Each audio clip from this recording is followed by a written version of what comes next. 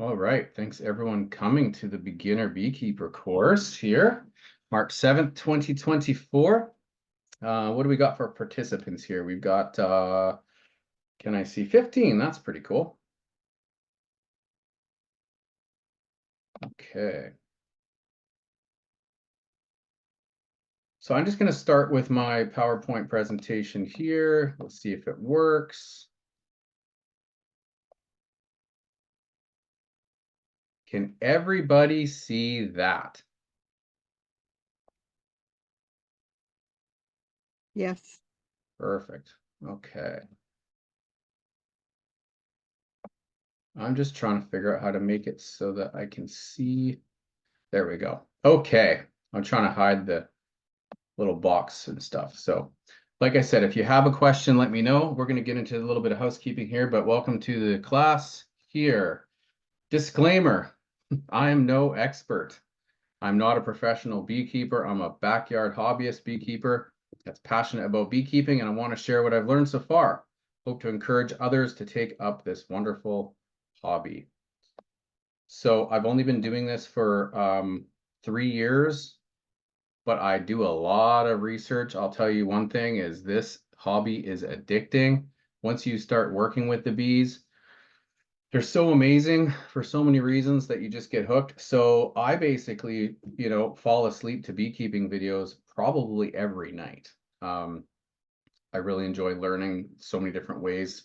I learn from people in different countries and stuff like that, and it's just really fascinating. So I'm not going to say that I know everything. I'm not an expert. I'm just going to share what I've learned. I could be wrong about things. Beekeeping is like being a lawyer.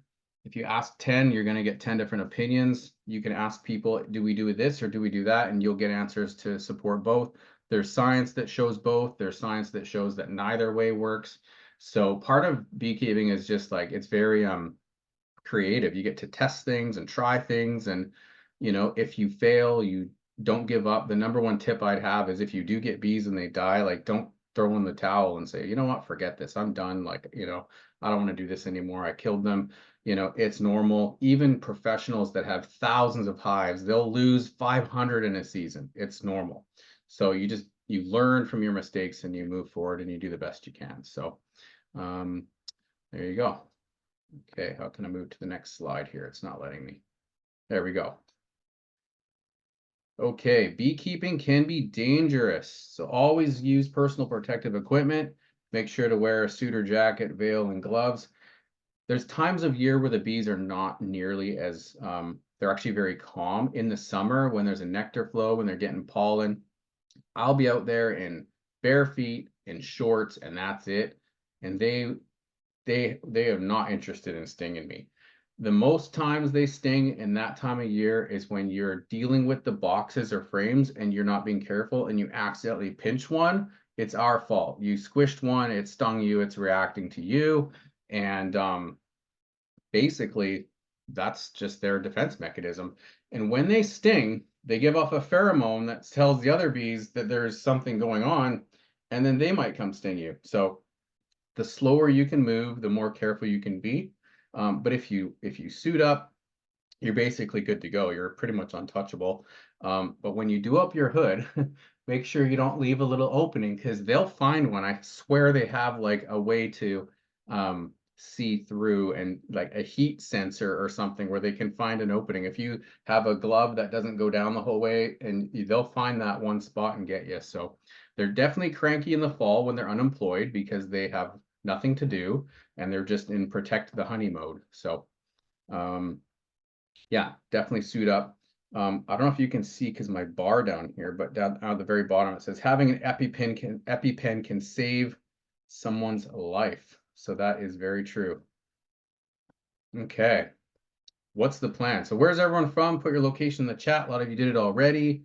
Feel free to put in there how many years you've been beekeeping, either 0 or 1 or 2 or whatever. How long is class gonna be? I don't know. I didn't go through this presentation and time myself to see how long it would take. I only figured out how to do a PowerPoint presentation for this class. So I don't know how long it'll be. We can sit here and hang out, but hopefully if you have to go do something, then take off. It's all good. bathroom break if we need to. Questions, like I said, take some notes. I have here put questions in the chat, but I can't see the chat and I don't want to go over there and look at it now. I might look at the end. We can go back maybe if there's something in the chat, if you don't have a notepad and you just want to type it in there so we can go back and take a peek after. You can put it in the chat, but otherwise just interrupt me. I have no problem with that. Don't put your hand up. I can't see any of that stuff. I don't have any admins helping me out today or anything, so just interrupt me. I'm fine with that. Okay.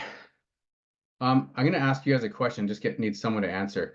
I totally forgot that the Zoom bar, like with all the buttons on it, I can't get rid of it. So it's like covering part of my screen. Is it over top of the PowerPoint, blocking out some of the words for you guys, or no? No. No? I Okay, can see it's it. just for me. Perfect. Okay, what will we be covering today? So introduction to beekeeping, benefits of bees, bee identification, hive inspections, beehive components, beekeeping tools, feeding, swarm control, integrated pest management, resource harvesting. So what I'm not going to do today is I've taken a few of these beekeeping classes. I paid, $300 for one. There's some government ones that are free. And what I felt like they didn't do was just explain things in simple terms. They went all scientific. Here's the Latin word for this, and this is these scientific terms and talking about evolution. And I'm just like, blah. I just explain to me how these things work so I can have some, right? So I'm not going to get into like all this science. We're just going to talk like I want to teach this to 10-year-olds kind of thing, right? So we're just keeping it really simple. This is beginner beekeeping. I think a lot of teachers, they forget their audience doesn't know what even some of these words mean. So we have to just keep it simple here. Okay. What is a honeybee? Now, this is the only scientific Latin thing I have here now that I just said that. But a honeybee's scientific name is Apis mellifera. They're invertebrates, herbivores, and are they are a super like organism. So like bees don't live by themselves. They're not like a cat where they're independent. Like these things, they exist as an organism together. They are useless on their own. They only live together. They all have a job. They need to be together. So sometimes when I was telling people about that I work with bees, they oh, I hate those things. And I'm like, what do you mean? Well, I get stung every summer from them when I'm eating my dinner and this and that. And I'm like, that sounds like a yellow jacket to me. Oh, yeah, it's a wasp, right? So you have hornets, we have wasps, we have bumblebees, honeybees. I like bumblebees a lot. They're super cute. Honeybees are what we're talking about tonight. Wasps and hornets are completely different. They're all beneficial for their own reasons. The yellow jackets to me are the worst, my worst enemy. A lot of beekeepers, they just talk nonstop about the mites, the varroa mites, which is the mites that kill the bees. But man, the yellow jackets, they wreak the most havoc on my colonies. They come in and they rob out a colony. It's called robbing. They come in and they basically steal everything. They can empty out like 6 months of honeybee work in like, I swear, 2 hours. They can knock out everything, steal all the honey, kill all the comb, kill all the bees. So definitely keep in mind if you're going to beekeep to have some wasp traps out. They like things like rotting meat. If you put sugar traps out, then you can catch your honeybees in there, and you don't want to do that. But the yellow jackets, they like the protein. So if you're ever outside eating salmon in the summer, they'll come around. So that's a good way to set a trap. So if you can knock the queens out early in this early spring, you have way less nests around and stuff, just because the queens survive winter. Um, Unlike honeybees where they all survive, the queens mostly survive and then they start laying eggs, I think, and then they grow from there. So yeah, all right, moving along. Why become a beekeeper? A local beekeeper cares for both the bee colony and carries out the technical maintenance of the hive. So we're going to get into some screens here that have a lot of text on them. I hate text.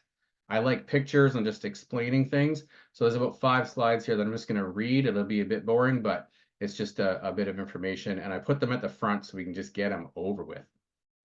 Okay, why become a beekeeper? There's always something exciting happening in the hive. Beekeepers are constantly learning flight patterns, comb building habits, bee communication, beelining. Have you guys ever heard the term beelining, like going from here to there? The term comes from trying to track a bee's like where it's headed, where it's going. If you see bees in the wild, honeybees in the wild, you can track where they're headed to by seeing their lines, seeing the bee lines. So I didn't know that. Brood rearing. Brood is basically the baby bees. It's the nest. Some of the many fascinating topics you learn about through keeping bees. A colony is a living organism with every bee from the newest worker to the all-important queen operating together in harmony. Even in winter, you can listen for the gentle hum inside your hive and lets you know they're active. I often go out there and put my ear on the box because I'm like, I think they're dead. And then I put my ear on. If you don't insulate, you can actually have a like a thermal camera, and you can point it at your hive and you can actually see your cluster in there. And that's a really good way, but it doesn't really read well through insulation. So I just rely on doing my best and hoping they make it. You learn from observing your bees at work, learn year-round through virtual and in-person classes and beekeeping books. There's no end to what you'll find as you raise these fascinating flyers. Just about anyone can keep bees. People of all ages can enjoy beekeeping, and it's accessible to most anyone who's willing to put in the time and effort. Years ago, beekeepers had to learn carpentry just to build their own hive. Now you can buy complete beekeeping kits and beekeeping supplies can usually be had on demand from your equipment supplier. And not to mention YouTube is just like, you can learn how to do brain surgery on YouTube. You just might not find someone willing to let you practice. You can plan an apiary. An apiary is like a bee yard. It's where you keep your hives. It's called an apiary. Based on your available space, where you live in a rural, suburban, or urban setting. There are accessibility options for those with mobility issues too. Some hives and equipment are specially designed for wheelchair accessibility, and you can alter existing hives to suit your needs. The beekeeping community offers abundant support and resources, and reaching out puts you on the path of success. It's tons of fun just talking to people in the community, joining local beekeeping organizations and stuff like that as well. When you become a beekeeper, you can learn from others who enjoy bees as much as you do. Your fellow beekeepers possess a wealth of information. Look to them as you learn about honeybee care. Connect with the beekeeping community through social media. Find your nearest beekeeping club or association, or ask nearby beekeepers if they'll serve as your local mentor. Beekeeping associations and clubs often have a loner honey extractors and other equipment available for members to borrow when starting their new hobby. Pollinators like honeybees are beneficial, but their future is uncertain. Honeybee and wild bee populations have faced serious challenges and threats in recent years, so keeping bees can give you a way to ensure the presence of pollinators for future generations. As part of the beekeeper community, you can spread the word about how important bees are in all of our lives. Start a neighborhood bee club, encourage discussions about pollinator health, and invite people to observe the beekeeping process. You may even inspire others to take up the hobby. Well, here we are. Beekeeping helps you become a better gardener. The benefits of apiculture extend to local agriculture. Aside from their master pollinator skills, bees are fantastic teachers. As a beekeeper, many of the lessons you learn about honeybee care apply to plants as well. Beekeepers must pay close attention to the weather conditions that make hive adjustments, which can also translate to improving weather-related care for crops. Beekeeping also teaches you about the basic process of cross-pollination, how to identify beneficial and unfriendly insects, proper pesticide use, which will also help you manage the health of your garden. Plugging into the worlds of beekeeping and gardening at the same time will keep you totally in tune with nature around you, natural wonder around you. So one thing is that these bees need something to eat. So you'll start to learn about different plants you can plant for them to forage off of, and learn what plants are in bloom at different times of year, so that you can plant a diverse different kinds of plants, so that you have, when all these ones die off, these ones are coming up and stuff like that. You'll start to pay attention in your area what nectar flows are happening. In my area, it's these blackberries and stuff, right? It's the salmon berries, those kind of things. So that's when you start to see those blooms come out, the clover, the dandelions. Don't go mowing your lawns and killing all the dandelions when spring happens here. That's like the first food for the bees, and they're so good. And you know what? Dandelions actually are super healthy for us too, but we're taught to spray them with poison instead. But we should probably just eat them. They're really good for us. So I think this is the last one here. Urban beekeeping impacts the neighborhood ecosystem. No longer limited to rural areas, urban beekeeping is more popular than ever. Urban beekeepers are setting up hives in residential and city areas that once seemed inhospitable to bees. So like I'm seeing Hillside Mall in Victoria has bees on the roof. I'm seeing New York City, tons of beehives on the rooftops. It's pretty stinking cool. They'll find food. Because of the high flower biodiversity in a city location with some considerations for bee and human safety, urban bees often thrive. Urban beekeeping brings nature closer so you can enjoy a little bit of serenity in the middle of a busy city life. Urban beekeeping is a hobby that only requires a small footprint.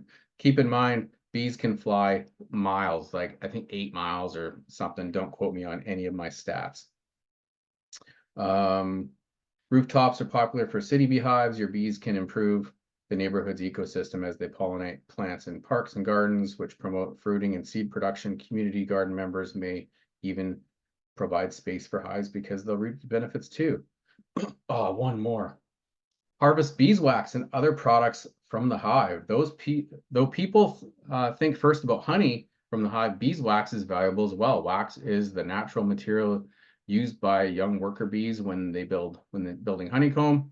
Once rendered, melted, and filtered, beeswax can be used to produce natural products for use at home, to give as gifts, or to include in your on your sales table. Make lotions, lip balms, soap, other skincare products. You can DIY your own beeswax products from home, including wax food wraps and wood furniture polish or cutting board conditioner.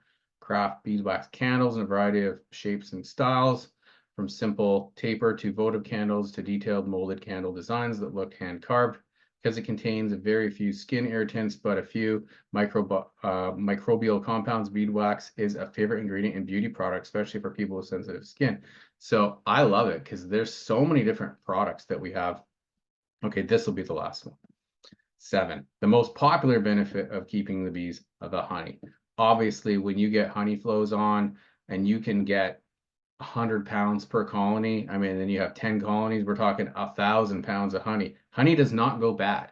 1,000 years. If the moisture is taken out of it, it'll last forever. They're finding honey in the pyramids, like it's still good to go. So if you want to be a doomsday prepper and get your rice and beans in order, you might want to consider storing pollen and honey, because they don't go bad. And apparently, if you mix pollen and honey together and you have some access to water and some microgreens, you pretty much have all the nutrients that the human body needs to survive. So there you go. Last but not least, beekeeping yields the most delicious reward, raw honey straight from your own hives. And it's pretty satisfying when you pour that honey and it just pours out. Chris can tell you he did it for his first time, I think last year. It's just so satisfying to seeing that liquid gold flow. It takes patience and dedication to your colony to get it, but the result is worth the effort. Add it to your tea or toast in place of sugar, or eat it straight from the comb. No matter how you prefer it, honey is a favorite natural sweetener. If you collect large amounts of honey, don't worry, it never expires once jarred. Keep it tightly sealed, tucked away in a cool place out of direct sunlight, and it'll be ready when you need it. There's high demand for honey. The U.S. consumes more honey than it can produce. Honey and honey products are always popular at farmers markets. Sell the honey and beeswax products you produce to the people in your community who prefer to buy from local vendors. Package and store your products in our honey bottles or cut comb honey containers, and include pre-printed and custom labels for your honey containers so customers know where to get more. Once you establish your first beehive, you'll be hooked on beekeeping. It's true, and the related benefits. For more information to become a beekeeper, attend our beekeeping classes and events. All right. Does anyone have any questions so far?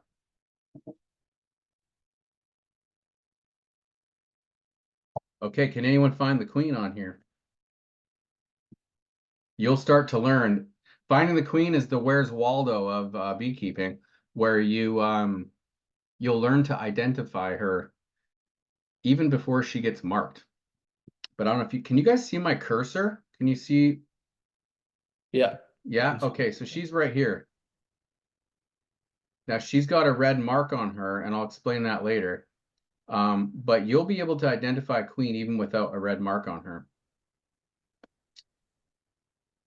Okay, what makes up a colony? Honeybee colony is a superorganism. Each bee within the colony can be likened to a cell within an animal. Bees within a colony work together to perform colony level tasks, just as the cells in a human body work together to build and maintain a functional person. So basically, you have three types of bees. Every colony has one queen. She's the mama. She lays all the eggs. Drones. Drones are the male bees. Do you see how their rear end is round and not pointy? They don't have stingers.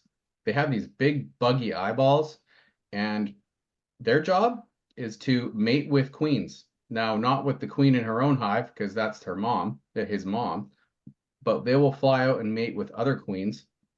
And a queen can actually be impregnated by, again, don't quote me on my stats, but I think it's up to 15 drones. And she'll actually store the different sperm in these different places in her body. And she'll literally lay eggs like from a whole bunch from one drone and a whole bunch from another. So if she mates with like a Russian and an Italian drone from different colonies, you'll actually notice when your bees hatch, say you have really yellow bees or really dark bees, you'll have like all these yellow, bright yellow bees, and then all of a sudden you'll notice that all the new babies are coming out are dark and they're a different breed. It's because they're half her and half whatever the genetics of that drone was. So throughout the season, you can have multiple different strains, different genetic breeds of bees, which is kind of cool. So the worker bee, we'll get into them individually, but the worker bee, they're all females. They sting you. They have a barbed stinger. They sting you one time, they die. And the reason is because their stinger is connected to their guts on their inside. And when they sting you, the stinger gets stuck in your skin. And when they fly off, it pulls their insides out and they die. So they really don't want to sting. You know, their design is to protect themselves. So they're not looking to just go around stinging people. The queen has a stinger, but it's not barbed. So she can sting over and over and over if she needs to. In fact, when a colony is raising multiple queens, we'll talk about this later, it's called swarming. But she'll actually go around and she'll sting through the cells and kill off all the other queens that are on their way up because she's trying to keep her colony together. So here's the queen. The queen bee plays a vital role in the hive because she's the only female with fully developed ovaries. The queen's two primary purposes are to produce chemical scents that help regulate the unity of the colony and to lay lots of eggs, up to 2,000 per day. Barbless stinger. She's important. Worker bee. This is the female bee. Although worker bees have a very short lifespan, roughly 30 days, in her short life, a worker bee will take on different roles: housekeeper, nurse, attendant to the queen, architect, ventilator, guard, and finally forager. So, for example, a nurse bee will feed the eggs, feed the babies, keep the eggs warm, keep the brood warm, bring in the food. The guard bees, there's a few that will sit at the entrance and watch who's coming in. They're like the bouncers at the nightclub, and they stand at the door and they will fight with the yellow jackets or bees from other colonies that come in. A forager is a bee that goes out and collects pollen and nectar and comes back. You guys have ever seen the Bee Movie, where the cartoon where Jerry Seinfeld's the narrator, or he's one of the characters? It's hilarious. It's pretty bang on with how bees work. So drone, he's a male. Sole purpose is to mate with queen. They don't work. They don't make honey. They can't sting.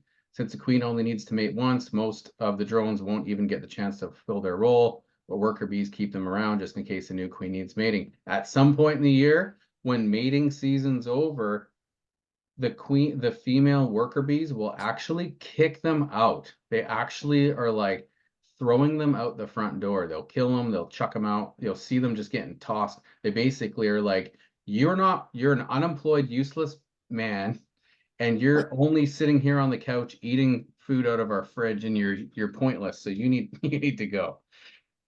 Okay, life cycle of a honeybee. Here's the three different kinds: queen, worker, and drone.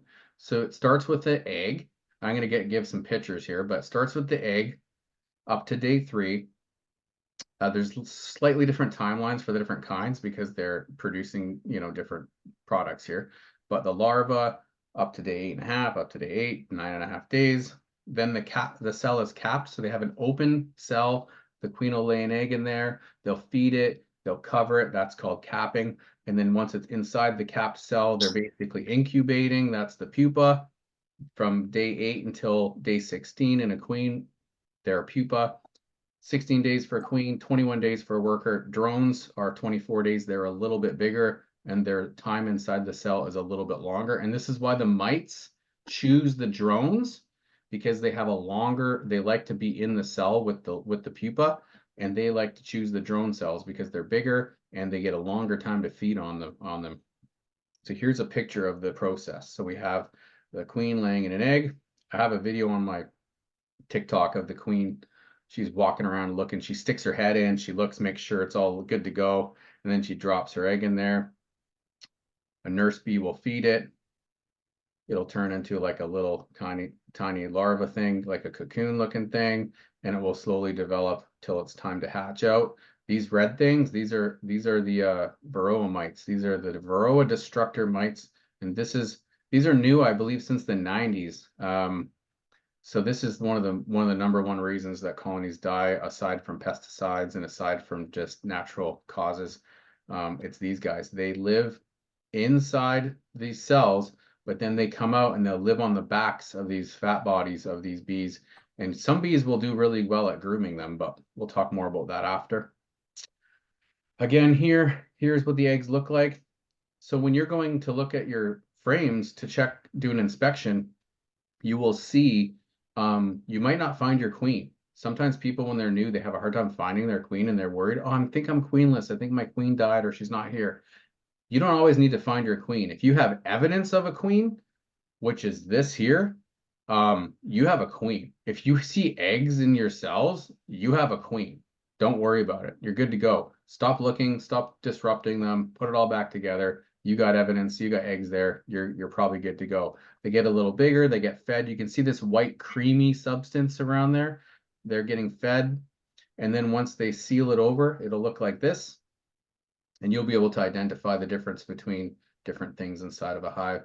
The coolest thing I love seeing emergence is when you see the little baby bee hatch out. It's brand new and it comes and says hello. It's pretty cool. How long does a honeybee live? Average lifespan, 8 weeks to 5 years. Now, when we're talking years, we're talking only queens. The worker bees will not last that long. They usually last like 30 days, 45 days, like in the summertime. But then when they are getting ready for winter, they raise their winter genetics, which keeps them alive for longer periods of time. So the overwintering bees have a bit longer of a lifespan. Common health issues for honeybees include pesticides, diseases, parasites, and predators. Honeybees in their natural habitat. So I don't think they live in condos like this, or this, or this. I'm gonna get my thing out of the way so I can read.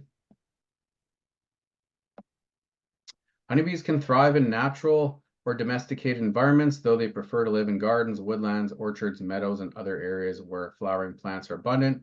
Within their natural habitat, honeybees build nests inside tree cavities and under edges of objects to hide themselves from predators. Okay, here's the number one most common places that honeybees live is a void in a tree. They like a small entrance. They like hollowed out trees. Bees are super duper clean. They will go in there and clean it all out. Trees that have been on fire, they love that. Some people actually even burn their boxes a little bit for that smell, but a void in a tree, even a log that's down on the ground, doesn't even have to be a standing tree. That's one of their most common in this part of the world anyways. I mean, you can see videos in different countries in the world where they're living on the side of mountains on rocks, but they basically are looking for a cavity. And when they're looking for a home, they actually will they have these things called scout bees where they'll go out, the foragers, I think it is, and they'll look for a place and they'll find a cavity and they'll go in there and they'll measure it. They flap their wings, they hear the frequency and the sound of the space, and they can determine like, how much space there is. They like about 50 liters is the space they like to see. So we'll talk about swarm traps later, but you can actually catch wild bees by putting a box out that has the right dimensions and put some scent in there for them, and they'll move in. You'll catch some bees from your neighbors. Chris tried catching some of my bees. I don't know if he did, but That's right. I set out yeah. some traps before I even knew who Yeah. you were. I set two. Oh, buddy. I put two traps out the other day. I'm ready to catch some of your bees this No way, man. It's not fair. year. Wild comb. Oh, So this is not as common here, but you'll see this sometimes. Now when they build comb, that wax you see, they use nectar. So the same nectar they use to make honey is how they create the wax. So it's just how their body processes it with different enzymes. So if you're a brand new beekeeper, the number one reason you don't get honey in your first year is because you're usually buying like these blank plastic foundations for them to work off of. And the first year, they're basically building all their honeycomb. They have nowhere to put their honey. So they use all of their nectar to build honeycomb. And you're like, why don't I get any honey? Well, you didn't give them anywhere to store it. So if you can get frames that have drawn comb on them already, that's like gold. That's like the most valuable thing in beekeeping is drawn comb. So by year 2, year 3, like you're laughing because when the nectar flow starts, they're basically like, we have all these empty cells. We got to fill them up. Let's just start doing it. So that's an open air colony, not very common. Here's a swarm. This is pretty cool. I'll show you guys a swarm video later, but we'll call this short-term rental, temporary accommodations. So when bees are out of space because they keep growing and they run out of space, they will raise another queen. We'll talk about it in a bit. And half the colony says, hey, you guys want to roll? They're like, yeah, let's bounce. And they go. And they will go up there. The queen is in that cluster. Usually the old queen will leave. There's ways you can do splits where you leave the old queen there, you take the new one, you put the new one somewhere else, but the queen will fly up there, they'll go up there and they're hanging there, they're waiting. So while they're up in that tree waiting, there's scout bees out there looking for an appropriate location to move. And this is why swarm traps work, because these scout bees are trying to find somewhere, trying to find a tree with a hole in it or whatever.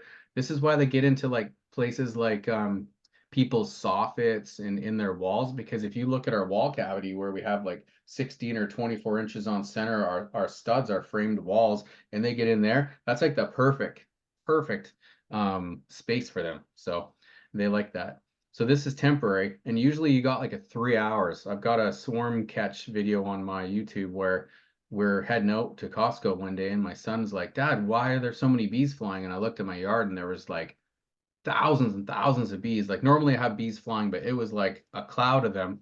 And I had never seen a swarm before. And I was like, oh my gosh, I think they're swarming. And I went to the hive and I could see them all just running out the front door. And I was like, oh darn. And then they all went up in the tree. And if you watch the video, you can see what happens. But I got every single bee back. It's kind of crazy to think that all these million bees flying around your yard, you can actually capture them all. And all you need to do is get the queen, and they'll literally all come wherever she is. So it's pretty cool. I'll show you guys another video later. Let's get inside the nest. Reproduction and resources. So one thing that wasn't explained to me when I took all my classes to learn about beekeeping was no one explained the nest to me. I'm seeing this rectangular box with all these vertical straight frames in there. And what I didn't really get from my classes was that this is a nest. This is a simulated nest. So what they do is they build comb in these straight things. And in between comb, they have what they call bee space, little bits of space so they can walk around. And if you think of like the beehive as being a rectangle and you took a basketball and stuck it right in the middle, that's their nest. They build this nest of eggs, and then around the eggs, they'll put all their pollen. Their pollen is their protein. And around that, they'll put all their honey. And then what they do when the nectar flows on, because bees don't create honey for us to eat. They create honey for themselves and we steal it. Naturally, what they're trying to do is they're trying to wrap their nest with all this food so that when winter time comes, they have access to all their food and they eat it. And that's what they do. So no one just explained that to me. So when I was going into my hives, moving frames around. I'm like disrupting the nest, and I'm like, oh, I'm gonna move these egg frames to the outside because they're only laying in the middle, and I want it bigger. So I'm gonna space them out, and like I probably killed tons of bees because they weren't warm enough. So you want to have your nest in the middle, and then you want to have your pollen and your honey on the outside, and then you want to start going vertical with the honey going up. Now that's a vertical hive. Chris and I also have some horizontal hives, which we'll get into later, but they go horizontally. But think of it as like a basketball in the middle of a box. Artificial habitat. So what we're doing with beekeeping is we're actually creating fake houses for them to simulate the natural place where they live, which is a tree, for example. So the one on the left here is called the Langstroth. This is a vertical hive. There's so many different kinds of beehives in different parts of the world. The gentleman here from Alabama, he said that he had an Apame. I've never used those before, so we're not going to be talking about those today, but Langstroth is one of the most common types. It's the kind of frame we'll get into here. But the vertical is what you'll see at most commercial beekeeping places. But those boxes, they get heavy. Like those, when you got to lift those off, because you got to go in and inspect your colonies. And man, lifting off 1, 2, 3, 4, 5, 6, 7, 8, 9 times however many hives you have, your back is done. You're like, forget this. These horizontal hives, they're beauty. You lift the lid and you just pull the frame and you're standing there and they're literally at like this perfect height for you. You can actually choose the height you want, and way better on the back for us old farts with bad backs. So it's cool to learn on the verticals. Most places don't sell stuff for the horizontals. A lot of people just build them themselves, but you can use the frames from a vertical hive. So I've developed all my stuff in vertical, but I'm going to start switching over. Eventually, I'm going to phase them out and probably go all horizontal. I'm going to start building these things for fun here. And then you have a top bar hive, which is a horizontal hive, but it doesn't have the frames like the Langstroths do. They have a wooden bar across the top, and then they build their own frames, their own comb off of it. So here's a Langstroth vertical hive here. Here's the components. So this was confusing too. When I wanted to go buy stuff, I was like, I don't know what any of this stuff is. So, and there's different styles of all of this, but this is a hive stand. I don't have one of these. This is called like a landing board, so they can land on here and crawl in. I have one that's actually is like 16 inches off the ground. You don't want it sitting flat on the ground. So some people will put them on a pallet.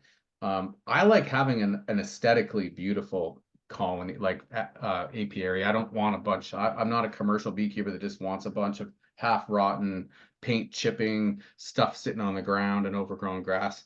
I like it looking nice. So I have nice wooden stands. I paint them all nice colors. And the queens, it's actually helpful to have painted hives, because the queens will recognize, and the worker bees, the foragers will recognize their home, and they'll make it back to their box a little easier if they have different colors on there. So I kind of keep using the word colony and hive interchangeably, but it's incorrect. The hive is this.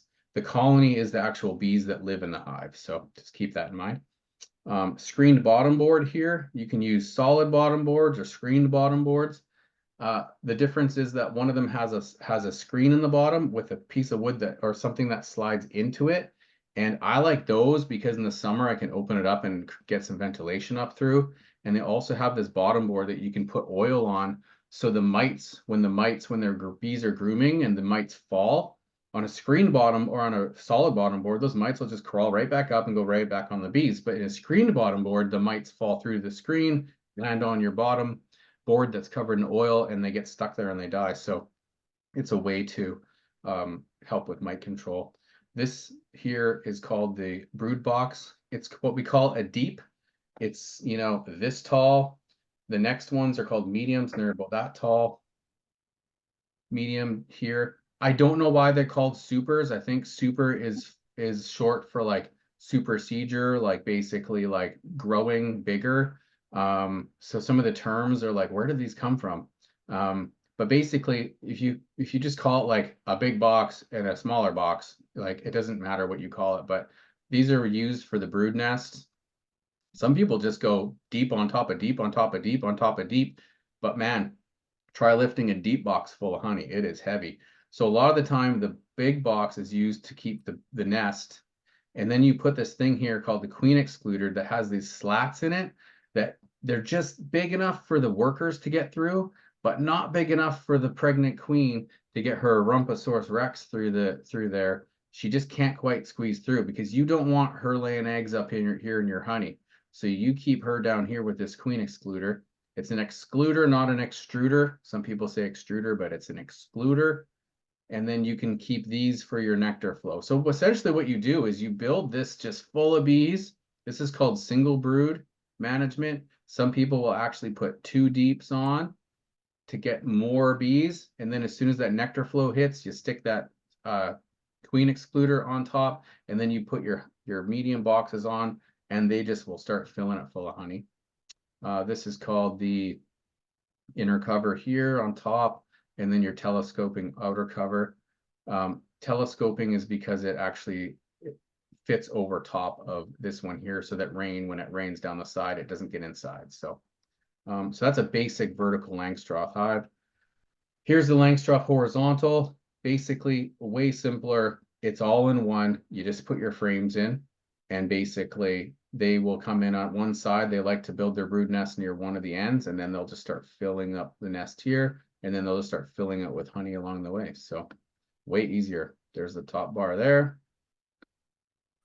So this is the inside of a top bar hive. So like I said, it doesn't have frames. It has these bars that has these, I had a video that I put out the other day. I said 45 degrees, but clearly it's 90-degree angle. But it just kind of, it's at like a 45. But this is, you put a little bit of wax on here, and they actually will build all this comb themselves, and they will give themselves what we call this bee space here. They know to leave themselves some space along the edge. So they'll actually fill whatever cavity you give them, they'll fill it and shape it to that shape. You'll if you ever watch some YouTube videos of bee cutouts where people get called to go and like, someone's got bees in their shed or in their floorboards or in their ceiling, in the rafters or whatever, they'll just fill it with honeycomb. So here are some frames. We have deep, mediums, and shallows. I've never even seen a shallow. I know they exist. There was this picture back here that showed a shallow super and a medium super. Pretty much we just use deeps and mediums. I've never seen a shallow before, but they exist, so I put it on here. Different kinds of frames. You're going to have lots of options. People want to make money. People invent different things. There's pros and cons to all of this, but I'll just go over these different types of frames. So this is a classic standard plastic foundation frame. It's not only a frame. So if you look at this one, it's a frame. And this is down here. These are foundations. So you can buy a frame, and then you can buy foundations and stick them inside, or you can buy wooden frames and put, like I said, put plastic foundations inside them, or you can buy it already done, or you can buy a plastic frame and foundation all in one, or you can buy wax foundations and stick them in a wooden frame.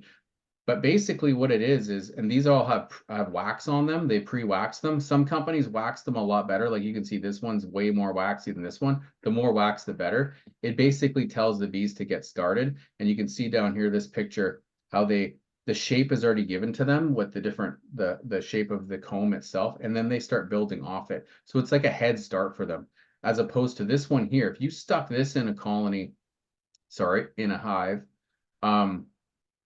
there's like nothing for them to start off of, right? So what you do is you can buy some of these ones here, and you cut little strips off it on like with a table saw, and you stick it right across the top, and it's called a starter strip, and that will actually get them going. They'll start working on it. But why would you want this one versus this one? Well, I'll get to it later, but it's the type of honey you get.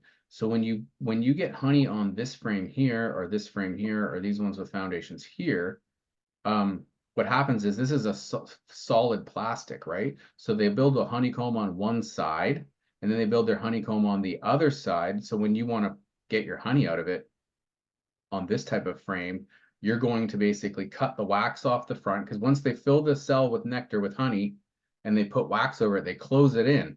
And once they've dehydrated that water out, they close it in, and then for you to get it out, you're going to slice off the front of that wax and open those cells, and then you're going to use a spinner machine or something. I'll tell you about it later, and you're going to get all the honey out of there, and you're going to leave all the comb there and put that frame back in the hive for them to fill back up. Whereas this one here is just a frame. And if you've ever been to like a farmer's market where you buy the container that has the honey that's still in the comb, that's called cut comb honey. So there's no foundation. So when they build this up, they actually can, you can actually just cut out like chunks of the honeycomb with the wax, but then you're not really giving them any honeycomb to work off of. So that honey is really expensive. People pay like 20 bucks for like a little block. Like people, I've seen $50 for a little block of that stuff. So it gets a premium if you want to sell it. When it comes to the bees raising babies, in the winter, if you have a plastic frame like this, they have eggs on one side, or babies on one side and babies on the other. They have to warm it kind of twice as much because the heat's not being transferred through. But when you use this kind of frame and it's just honeycomb, like with this kind of comb here, there's no center divider down the middle of the comb. So those combs that are back to back, they're warming them and their heat's actually passing right through the other side. So I think it's a little easier for them to keep those ones warm during winter. So moving along, beekeeping tools. What do you need? Well, a bee smoker. Bee smoker is a device that most beekeepers use to puff smoke into the hives. The smoke doesn't harm the bees. It interferes with their sense of smell, so they don't react to alarm pheromones. Bee smokers are usually referred to as smokers for short. So essentially, bees communicate with different things. They do dancing, they flap their wings, they have pheromones they give off. And one of the pheromones they give off is the alarm, right? When you pinch one and they sting you, the rest of them will smell it. And it tells them there's a danger. So the smoker basically will tell them to chill out, calm down. A lot of them that are walking around on top will go back down inside, which gives you the ability to work with them a little better, keep them from getting upset. Some people say that it kind of simulates like a forest fire, but forest fire would tell me to get the heck out of here and evacuate, not hang out and chill out. I think it would raise, the alarms, right? So, but inside of a smoker, you don't want to use artificial synthetics. You want to burn natural things. People use burlap, leaves. I like to use pine needles and pine cones because they just light like crazy and they stay lit. But essentially you don't need huge clouds of smoke either, even just little tiny puffs here and there to smoke them down. So that's the smoker.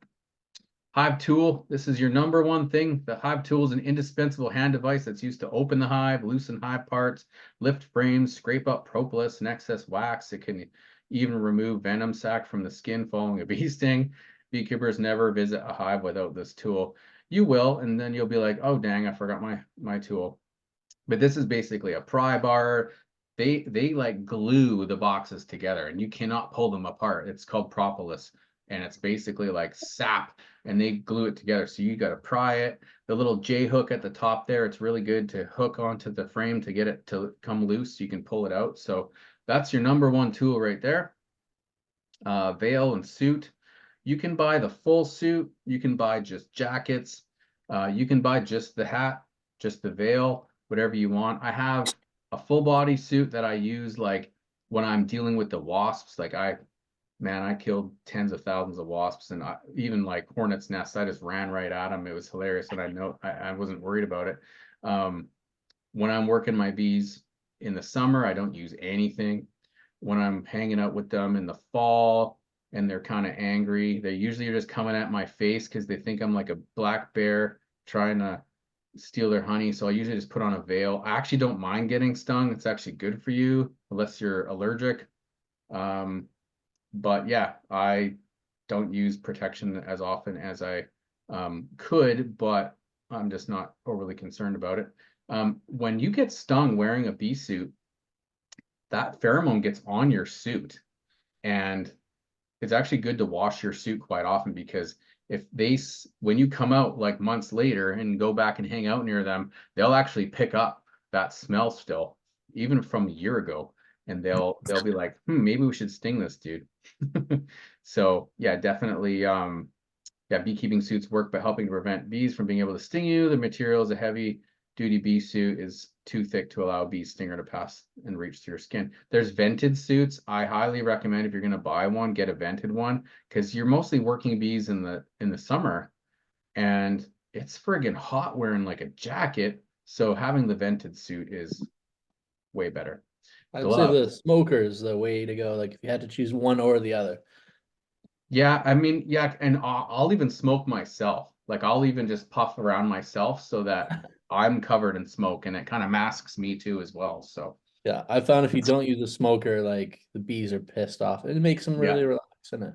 yeah, and when sometimes you just give them one little puff and then let it sit for a minute, and it'll just chill them all out, right? So Yeah, for sure. gloves. Beekeeping gloves are usually made of cow leather or goat leather. Cow leather is thicker than goat leather and will have more protection from stings, but less range of motion. Thicker leather will also mean less sensitivity. It's harder to feel when you're accidentally placing your finger on a bee, for example. So the top ones there, those are like beekeeping gloves, okay?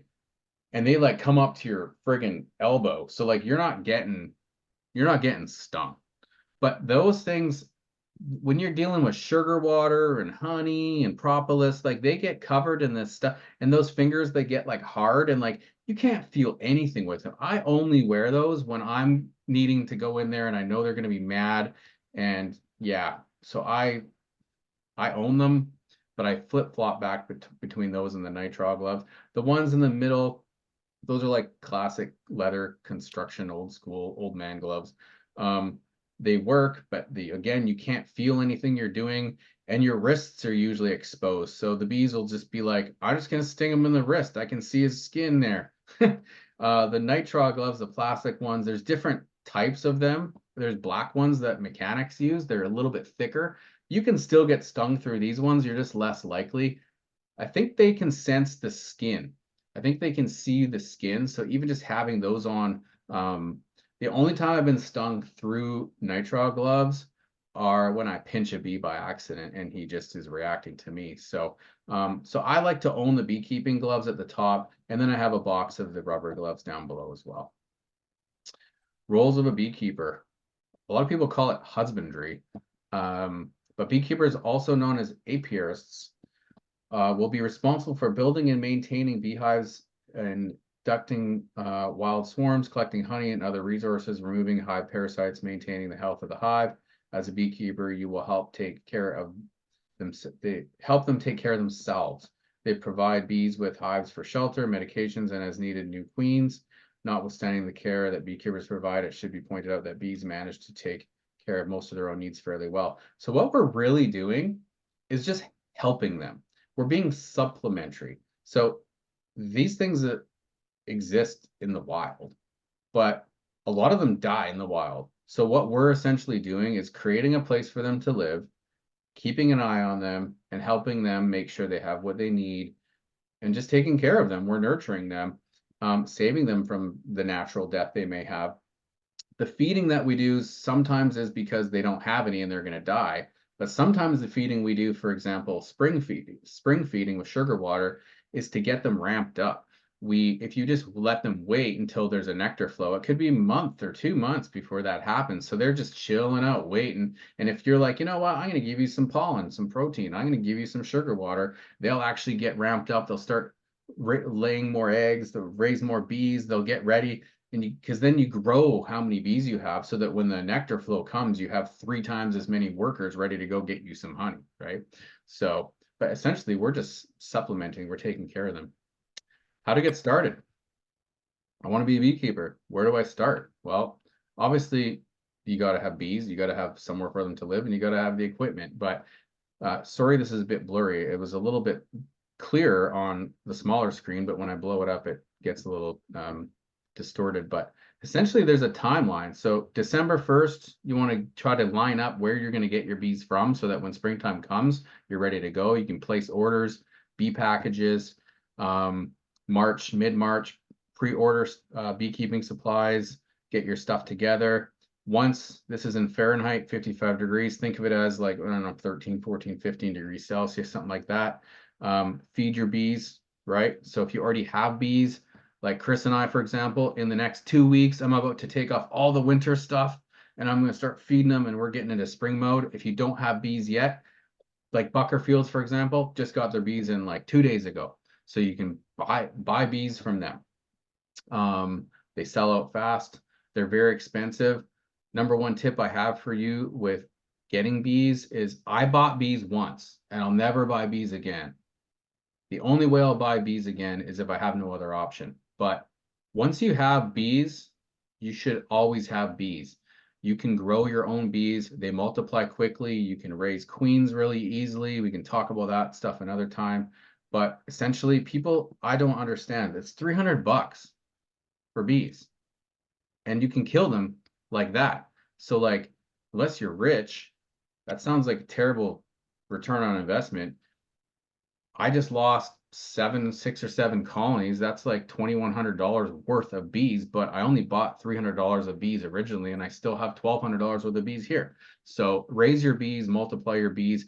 Never get into beekeeping with one hive, because if your one hive dies, you're done.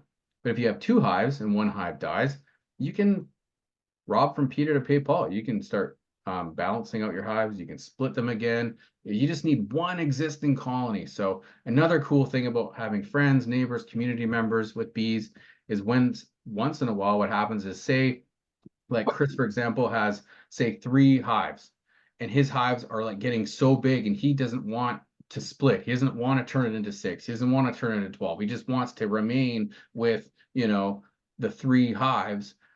He can sell off bees or he can be like, you know what, man, can you come take some bees? Like I had one guy from my beekeeping club last year. He was like, can someone just come and take some bees? So I drove to his house with a box and he gave me 10 frames of bees. I traded him 10 empty frames in a box. He gave me a box full of bees. I drove home with them and had them. And yeah, so you can just help each other out, right? We don't need to be spending all this money. Like you're gonna have more bees than you know what to do with. So this brings us to April. Pick up your package. Um, inspections, May. You're going to be basically be getting ready for nectar flow here, August flow. Some cities, countries have a spring flow and a false end of summer flow. So it all depends on kind of the flowers and stuff in your area, but different times of year, you have different things and it's different for everybody depending on your weather. So right now I'm just waiting on, I need at least 10 or 12. I like 12 degrees Celsius is like 3 or 4 days of 12 degrees in a row. It's time. But with what we've seen here, where you have like it's summer and then it snows the next day. If you go out there, there's one nice day and you're like, oh, spring's here. And then you go take all your insulation off and give them a bunch of sugar water. And then it like freezes the next day. You could kill them. So wait till you have like that full week of good weather. Then you kind of know where you're here. We could still have a cold day after you do that, but having that week of maybe feeding them and stuff could help them. So get yourself some bees. So here's some different options. This one on the left here is called a bee package. So you go to Buckerfields, I want a package of bees. They're going to give you one of these like shoebox looking things with a screen on it, and it's full of bees. It's got 2 to 3 pounds of bees. It's got a mated queen in there and some food, and you're going to pay $300 for that. And most people who do that, they're buying an empty hive with brand new foundations, and there's nothing for them to. They basically have nothing to work off of. They're starting from scratch. A nucleus colony, similar in price, but you get a box that has like 4 or 5 frames in it already of drawn comb, and you get the mated queen, you get the bees. So like to me, for the difference of price, like I would grab a nucleus all day long. The problem is the nucleus colonies, you hear people call them a nuke. Some of these terms you'll start to learn, but these aren't ready as early because what nucleus colonies are typically farther along into the year where beekeepers have too many bees, like I was just talking about. They'll pull out 5 frames of bees and they'll go sell it off for $350. But they're not ready till summer or whatever. Where the bee packages, those are brought in from mostly New Zealand. So when you go right now to Buckerfields and buy a package of bees, they're flown in, they're FedExed in from New Zealand. So they're ready early. So most people get bee packages because they want to get going on it. But if you already have bees and you just want to get some more, then basically nucleuses are the way to go. You probably can't get one as early in the year. But like I said, if you can avoid buying bees, like the thing on the right here, catch a swarm. Obviously, this happens mostly in the later spring, summertime when the bees are just multiplying like crazy. You can set a swarm trap to catch bees that are just flying around your neighborhood. And the way to do that is create a box with enough space. They like that space, that 50 liters ish space. And you can put some lemongrass oil inside. The queen, her pheromone smells like lemongrass, and they will be attracted to that. And you put some drawn combs in there, some frames with some old comb, and they're basically like, sweet, we found a house. It's already furnished. It's ready to go. So you can catch some natural swarms. I've only caught my own swarms so far. I've never had swarm traps till now. We'll see what happens. I have inspections. This is kind of the biggest thing once you have bees. What are you going to do? We're going to, we got to check on these things. We got to make sure they're doing okay. First thing you like to do is make sure that your colony's queen right. Find the queen. This is the same picture as before. She's right here. She's got a red mark on her. You want to make sure your colony's queen right. If you lose a queen, your colony is going to die because there's no more eggs coming. So they'll stay alive for quite a while because they have a life cycle. The bees that are already alive will die off soon. The bees that are underneath the capped brood here, they will hatch out and they'll live, but then they'll eventually die. These nurse bees, they actually, if they don't have a queen, they'll start laying eggs, but they're unfertilized eggs. So they're just laying basically drones. So an unfertilized egg will just turn into a male drone, and they don't.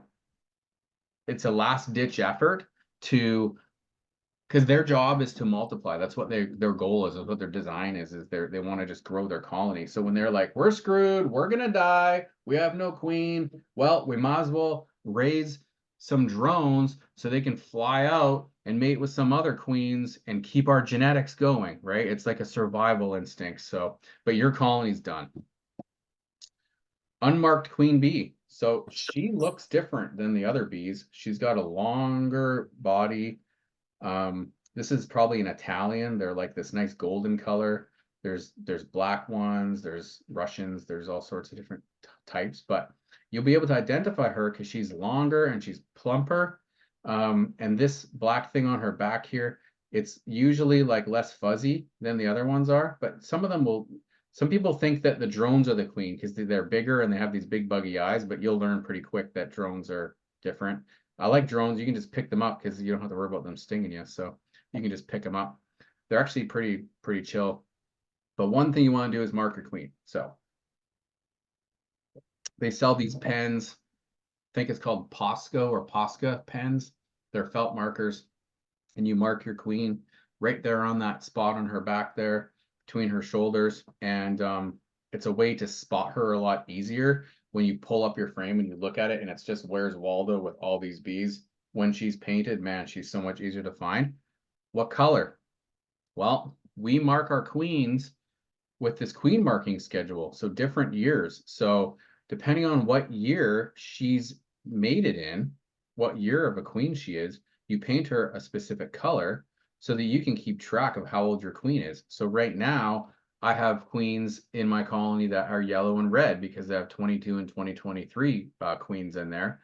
And that helps me keep track of how old they are, so that I know whether it's a new one, an old one. If I paint if I mark all my queens and then I go in there one day and I find a queen that's unmarked, it automatically tells me, because you're not going to recognize her. She doesn't have a face and a personality, you know.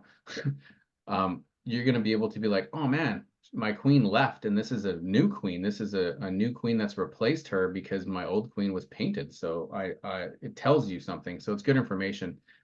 Plus you don't want to have queens too long, even though they can survive for 5 years. They run out of eggs. They stop laying quality, and they just start to get tired and old. And commercial beekeepers, they like replace their queens every single year, sometimes multiple times a year. So that's the marking schedule for those. Here's a typical hive frame. So this is a wooden frame that doesn't have foundation. Might have had a starter strip at the top here.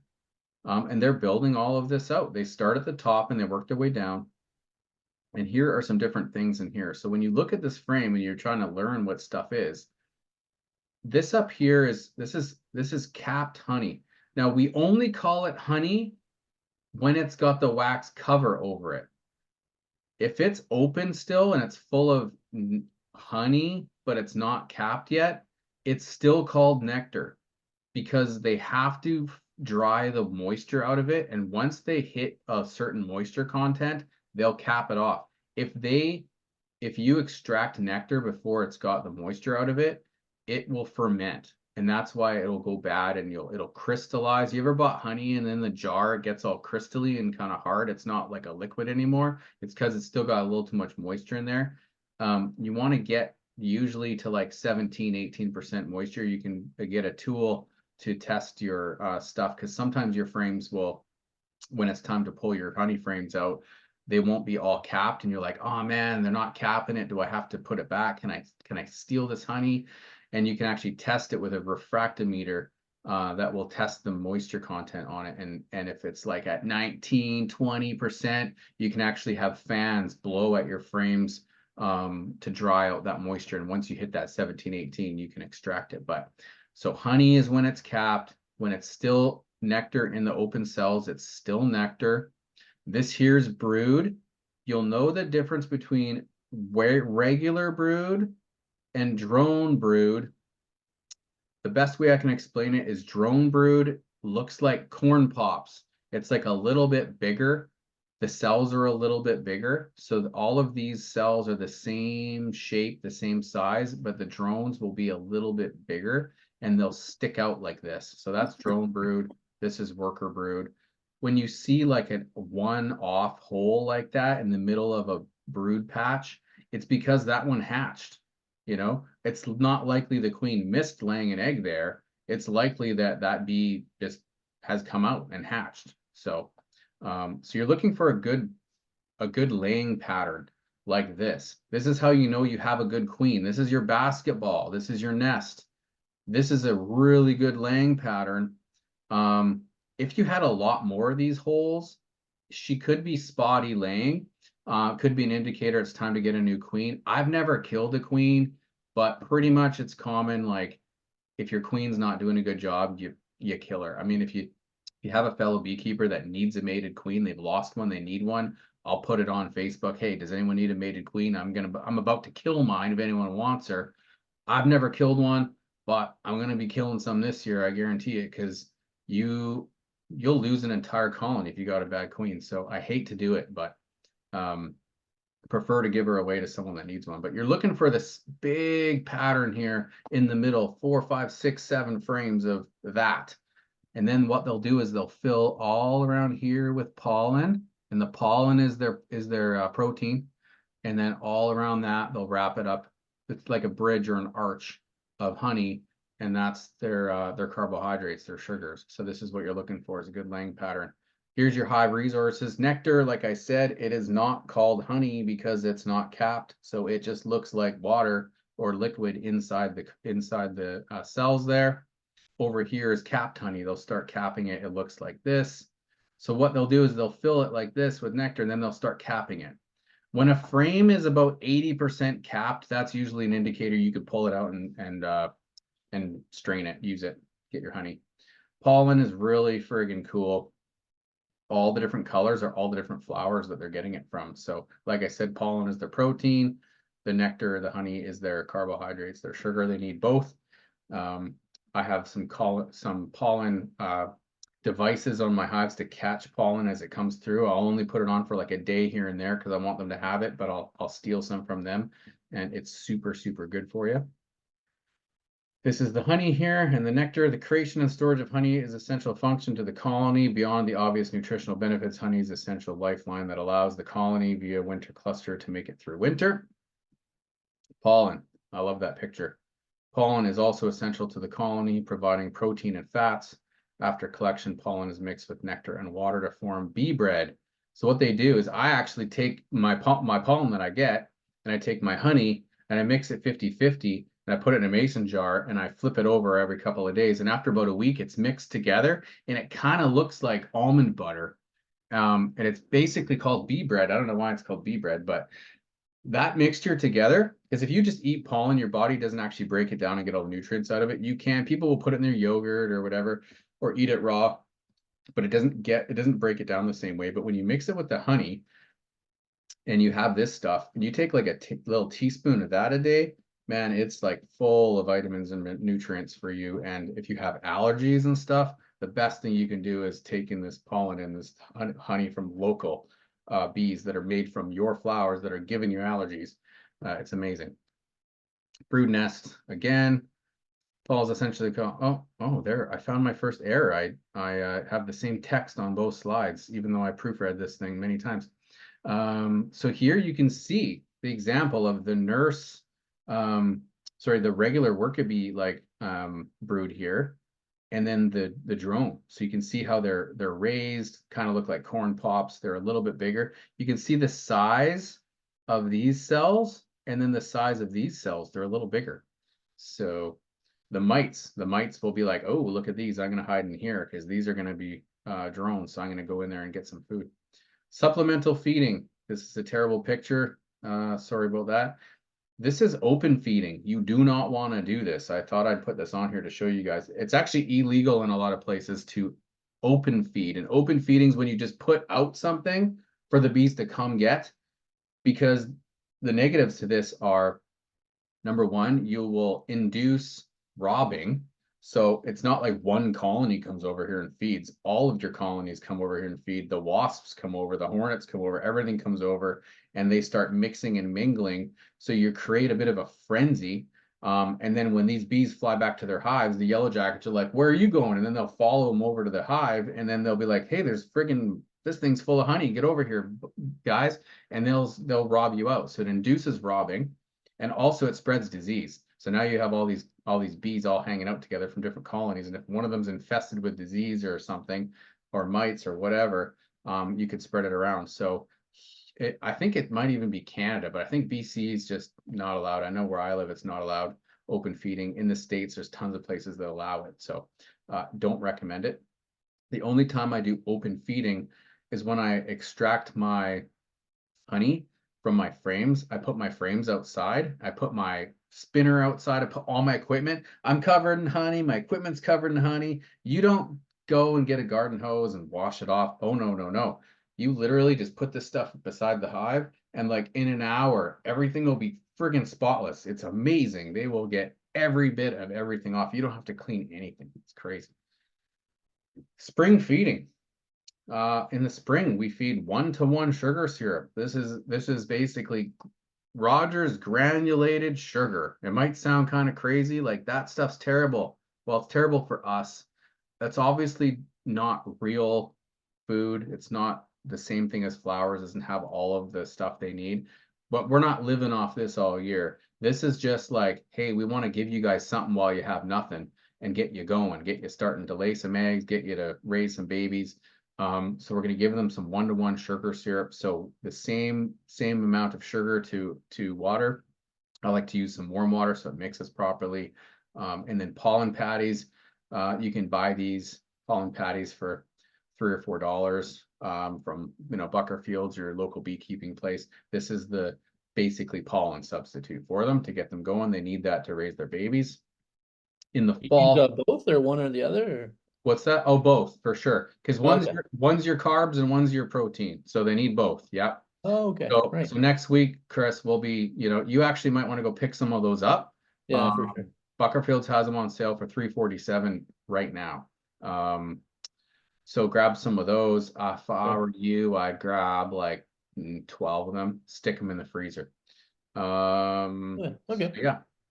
Fall. In the Thanks. fall, we feed them 2-to-1. So 1-to-1 stimulates them to build out comb and to feed babies and raise babies. 2-to-1 is more of storage. So this is more, it's less water. So when I say 2-to-1, it's 2 to 1 sugar, not 2 to 1 water. So we're actually putting twice as much sugar in. So it's a way thicker mixture. It's not as watery. The fall, it's already getting moist out. The summer's over and it's not as hot. They have a harder time dehydrating it. So you basically help them out by not giving them as much water. Winter feeding, different ways to feed in the winter. One of them is candy boards.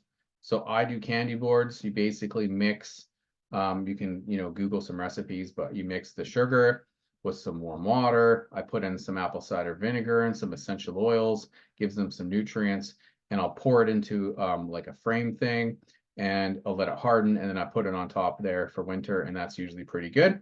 The one on the right, fondant, this is Hive Alive brand. Those, it's softer, it's not as hard, it's easy for them to eat. They do prefer it, but those are like $8 to $11 a pack. If you are planning on getting to beekeeping to make money,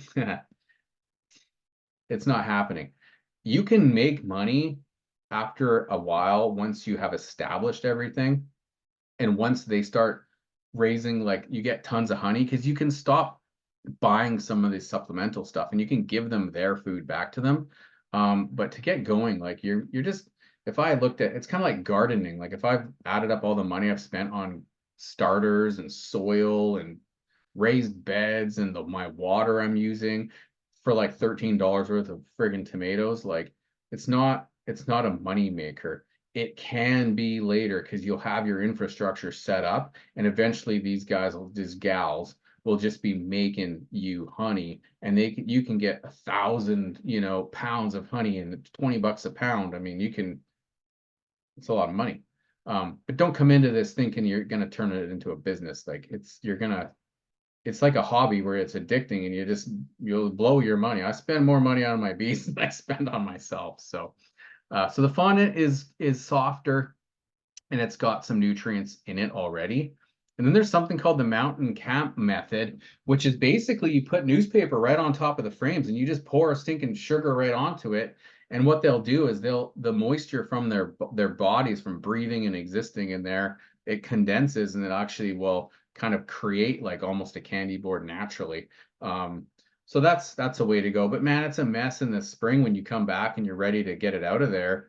The newspaper's all chewed up, the sugar's fallen between the frames, and I don't know. I don't love that way, but it's a thing. Types of feeders. That's an open feeder. Don't do it. Just wanted to point it out. Here is what we call an entrance feeder. I hate these. I don't like them. The one thing that's good about them is they're super handy because they're on the outside, so you can see when it needs to be refilled. You literally unscrew the bottle, fill it back up, put it back. But man, this induces robbing because all the other neighbor bees are like, man, look, there's food right there. Let's go get it. So it's a good way to attract, yellow jackets and all sorts of stuff. So I don't like entrance feeders. Frame feeders, I started out with these. These are nice. They go right inside, but you need to pull the hive apart to get access to it to check on it. You lose a few bees to drowning. These little plastic inserts go inside and they have like a ladder so the bees can climb back out. But I didn't like how I had to go inside all the time to check on the food, especially if I had two deep boxes and I had feeders in both of them. Plus, this one takes up 2 frame spots. So now I have way less nesting area, or if this is so I I started phasing them out. I went to what we call hive top feeders. There's different kinds of these ones. I bought a bunch of these ones here because when I went on holidays for a month, I didn't have the ability to feed them every week. So I got one of these ones, and man, I poured like 5 gallons of sugar water into these things and I left town. So these are really great, and it's right on the top. You do not have to pull it apart to get inside to check on your food. It's right on top. One trick I learned, because if you're in the fall and you're pouring sugar water in here like this, you better believe that all the wasps and all the neighbor bees are like, whoa, what's going on? There's a friggin' buffet over here. And they all start flying around, landing in here and dying. So I actually got some cloth, not cloth, hardware cloth, like screen door or window screen, and I put it over top of here. so I can actually pour right through the screen into my feeders, and all the bees that try to come and land in it, they just will land on top and I can flick them off and they're not going to come and land inside. So that was just one trick I had. These ones are great. I just got a bunch of these. I'm probably going to switch to these. You can pour the fluid in here and the bees will actually come up in the middle and they'll come inside here and they'll get at the food and then they'll head back in. And you can actually use these in winter. Instead of doing that mountain camp method where you pour the granulated sugar on the newspaper, you could pour the granulated sugar in here. And then in the spring, when you're ready to take it off, you just pull it off. And you don't have to worry about all that sugar falling in between. This one here, the yellow one, is the same design as this white one here. It's just smaller. This blue one here is the same style as these black ones here. It's just a different shape here. So right on this one, this is a screen. The bees will come up through the middle and they'll walk down the wall and drink and then come back up inside. This one has the center access and four corner accesses for them too. So they're essentially the same thing. Commercial feeders, a lot of people, when you see on YouTube, they'll actually have these buckets. So it's like a bucket, I think about 2 gallon or 5 gallon. And they have a little screen on here. You fill it with sugar water, you flip it upside down, and it creates a vacuum. So it doesn't just drip all over them. It'll drip for a couple seconds, but once it drips and all the air gets trapped in there, essentially the sugar water will only fall out as they're drinking it. It creates a vacuum. So, so those are different types of hive top feeders. Next thing to talk about is swarm control. So basically what happens is your bees are like designed to multiply, right? So what happens is when they start feeling like they're running out of space, they'll swarm on you. And what they do is they will start raising new queens. So you can see these cells here. These are queen cells. They do not face the same direction. They face down. So worker cells and drone cells are straight out at you, and they're those hexagonal cells. These, they build vertically off of them. And these are them raising queens. They raise queens for two reasons. One is called a supersedure cell, and one is called a swarm cell. The difference is this: a supersedure cell is when they're not happy with a queen and she's not laying well, or she's sick, and they're like, man, or she's getting old, and they're like, it's time to supersede this queen. We need to raise a new one. So these are all insurance policies. They'll raise a whole bunch of queen cells here, and then they will basically when they hatch, they'll kill her, and whichever one of these hatches first will go and kill all the rest of them, and you'll have a new queen. You'll have a superseded queen. The other thing is called a swarm cell. They're still raising queens, but the purpose of it is they're going to swarm, which is we're too big for our space. Half of us are taken off. We're raising a new queen, and we're going to bounce out of here with her. I can't remember whether she leaves or the old one leaves. I think the old one leaves and the new one stays. Don't quote me on that. I'll have to experiment with that. But I think that the old one leaves. But the way to tell normally is if you look at a frame, supersedure cells will typically be on the face of the frames, and swarm cells will typically be along the bottom of it. So the primary difference to determine if you have a swarm or supersedure cell is the location. Cells hanging in the middle of the frame are usually supersedure cells, while cells hanging from the bottom of the frame are usually swarm cells. Supersedure cells are meant to naturally replace a failing queen. Either way, it doesn't change anything for you. All you need to know is, dang, I better do something here. I'm about to lose some bees. So here's the thing. See how this one's open? You can see the hole in the bottom. This is called a queen cell, or a queen cup. A queen cup. It is what we call, if you look inside it and you don't see any white jelly or an egg or anything like that, it's a cell. It's an emergency cell. They're getting it ready. It's an insurance policy. When you see this one here, it's almost like a thimble. It's like bigger. It looks like a peanut or something. It's quite big, and it doesn't have this flat place here where it's open still. This one here, this thing's ready to go. This is a queen cell, queen cup, queen cell. Cell when it's closed, cup when it's open. And essentially your job is to remember that the lifespan of the eggs is like 16 days from an egg to a queen. So this is why inspections are important, because if you just let your bees do their thing, you're going to just keep losing half your colony. They're going to keep superseding, or they're going to keep swarming, and you're going to lose half, lose half, lose half. And if $300 for this many bees and the whole colonies were 600, and then 300 of them keep leaving and 300 of them keep leaving, like, you got to prevent that. So what you want to do is you want to add more space for them by adding more boxes on top, but you got to go in there and you got to knock these things out of there. And if you miss one, you missed them all. So you can't leave any in there. So you go in there and you find these things and you just tear them off, you squish them, whatever you need to do. But that's one method of swarm control. Splits. When you have 10 frame boxes and every frame is covered in bees, you're running out of space. They're going to start swarming on you. So there's different ways to prevent this. One of them is splitting, where you say have one colony and you're going to turn it into two, where you literally take 5 of those frames, for example, and move them into another box and put 5 empty frames in there. Now you have 2 boxes with 5 frames of bees and 5 empty frames and 5 frames of bees and 5 empty frames, and they're going to raise another queen. And basically you just doubled your colonies. So you can multiply. You can go from like 1 colony to like 12 in like a season if you wanted to. It's pretty cool.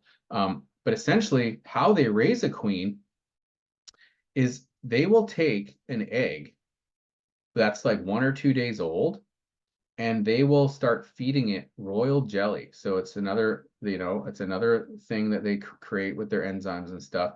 But essentially they are like, we need a new queen. So they'll pick a cell that has some new eggs in it, and they will feed it royal jelly. And that is what makes a queen, because the egg is no different. There's no queen egg, or there's either female eggs or male eggs.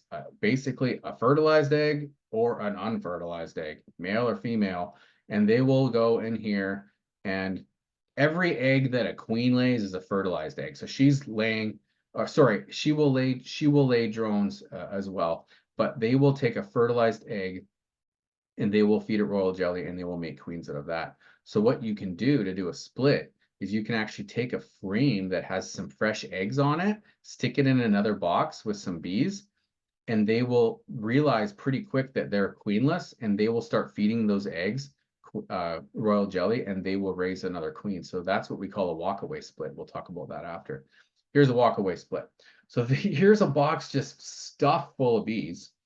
You could literally find your queen, set her aside, take a few frames of eggs and larvae, move them over here, take a couple frames of honey, take a frame of pollen, take some bees, shake them in here, and then put the lids on and walk away. And the one side that has the queen, they're just going to keep going.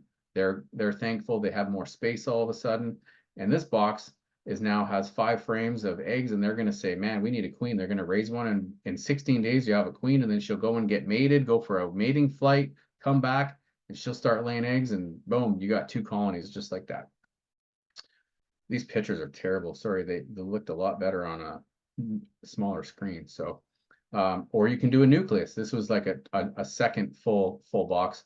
This is a nucleus where you just take 5 frames and put it into a smaller box. You can sell that on Marketplace for $350. Boom, so that's a way to make some cash. But I just keep growing my colonies. I've never sold anything. Or there's something called the Damari split, where you split it, but you keep it to itself. So what you have is, say this was your box that was just full of bees. It's overflowing. You can actually just ignore this box here. You can actually put a second box on top with a screen, and you bring those frames that you were just going to put in the other box, you bring them up here. And then after about 8 or 9, 10 days, they are far away from where their queen is stuck down here. So you have like a queen excluder in here. So the queen's stuck down here with those bees, and you've moved like 5 frames up here of eggs and larvae and stuff. They're like not smelling that pheromone. So they think they're queenless. So they start making a bunch of queen cells and stuff up here. So you go in at like day 10 and you find all those queen cells and you knock them all out of there.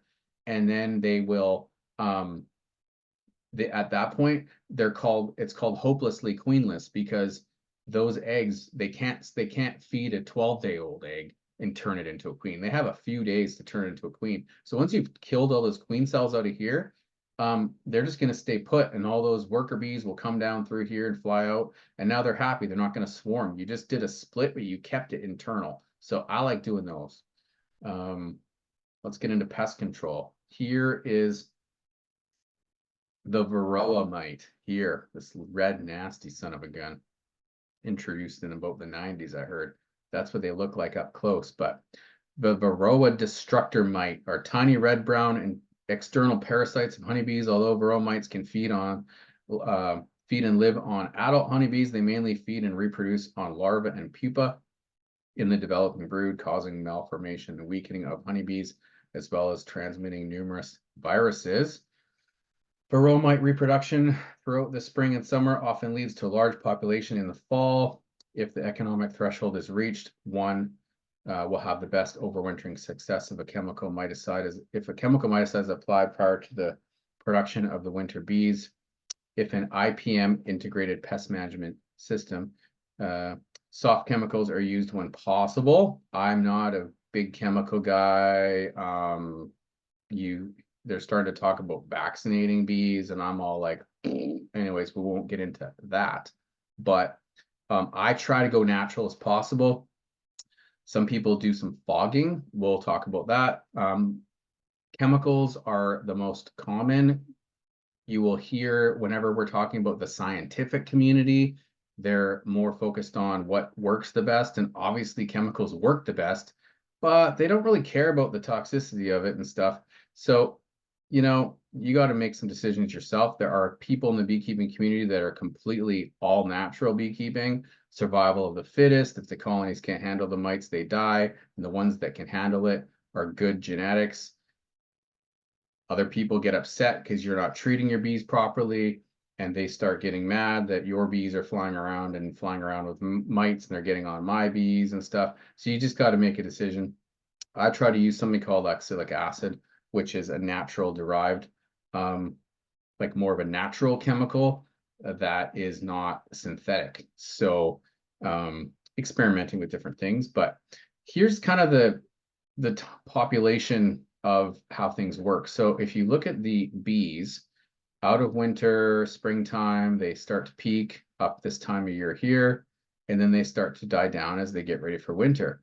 The mites, they start out low and they start climbing towards summertime. And there's this time of year where this happens here, where the mite population is increasing at the same time that the bee population is going down. So if you don't take care of your mites, what can often happen is this will kill just like so many bees, right?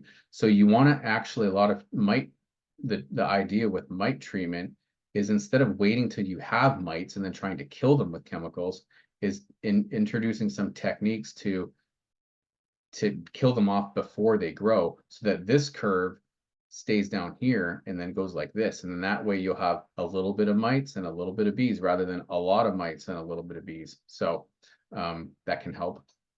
Number one is prevention. So there's preventing and then there's treating. So prevention, cultural controls include the use of screened bottom boards, like I talked about, mite trapping in drone frames. So what that is you can actually buy these green plastic frames that have bigger cells, which are the drone cells. They're a little bigger. And because they like those ones better, you don't need a ton of drones. You need some drones in your colony, but you can actually stick a frame in that it's all drone comb, and it'll just, once it gets capped, it's like most of those are filled with mites. So then you take that out, frame out, and you put it in the freezer, and you basically just took out you trapped a ton of mites and you took them out and froze them, and you knocked them out that way. The screen bottom boards, all the dead ones fall, they stick to your screened oiled board, and you can knock them out that way. So you're actually you're actually reducing the mites without actually treating them with anything yet. And then the last thing is called providing a brood break. So what you can do is you can actually cage your queen for like a week, where she's covered up and she can't move around laying eggs. So all of the cells that have the babies in it, they will hatch. All of the mites will be exposed to open air, and then you can treat them with your acid or whatever. And because some of the treatments don't work to get the mites that are in this closed cells. So what happens is there's no closed cells. You did a brood break. You basically put a pause on her laying. So there's a period of time where all the cells are open and you can actually treat at that time and get a ton of dead mites, which is good. So prevention is key. Testing. A lot of people do a mite check, and they'll only treat their colonies if they're over a certain threshold. So you get one of these little containers here. You can do an alcohol wash, you can do CO2 injections, or a sugar roll. And what the difference is with an alcohol wash, you're actually going to kill the bees. But if you think about how many bees the queen can lay in one day, okay, you're going to take like a scoop of bees and put them in here and put some alcohol in and shake them up. And then you hold it up and you look and you can see how many mites there were. And then there's a calculation you do based on how many bees are in there, how many mites you find, what percentage of infestation do you have. And if it's under a certain threshold, you don't have to treat, for example. And if it's a high threshold, you're like, dang, I better do something about this. Some people don't test and they're just like, I'm just going to assume I have mites and I'm just going to treat them. That's kind of not the greatest idea either, because if you don't have mites and you're treating them, you could actually be introducing other stuff to them, like treating them for no reason. It's like taking antibiotics and you don't need them.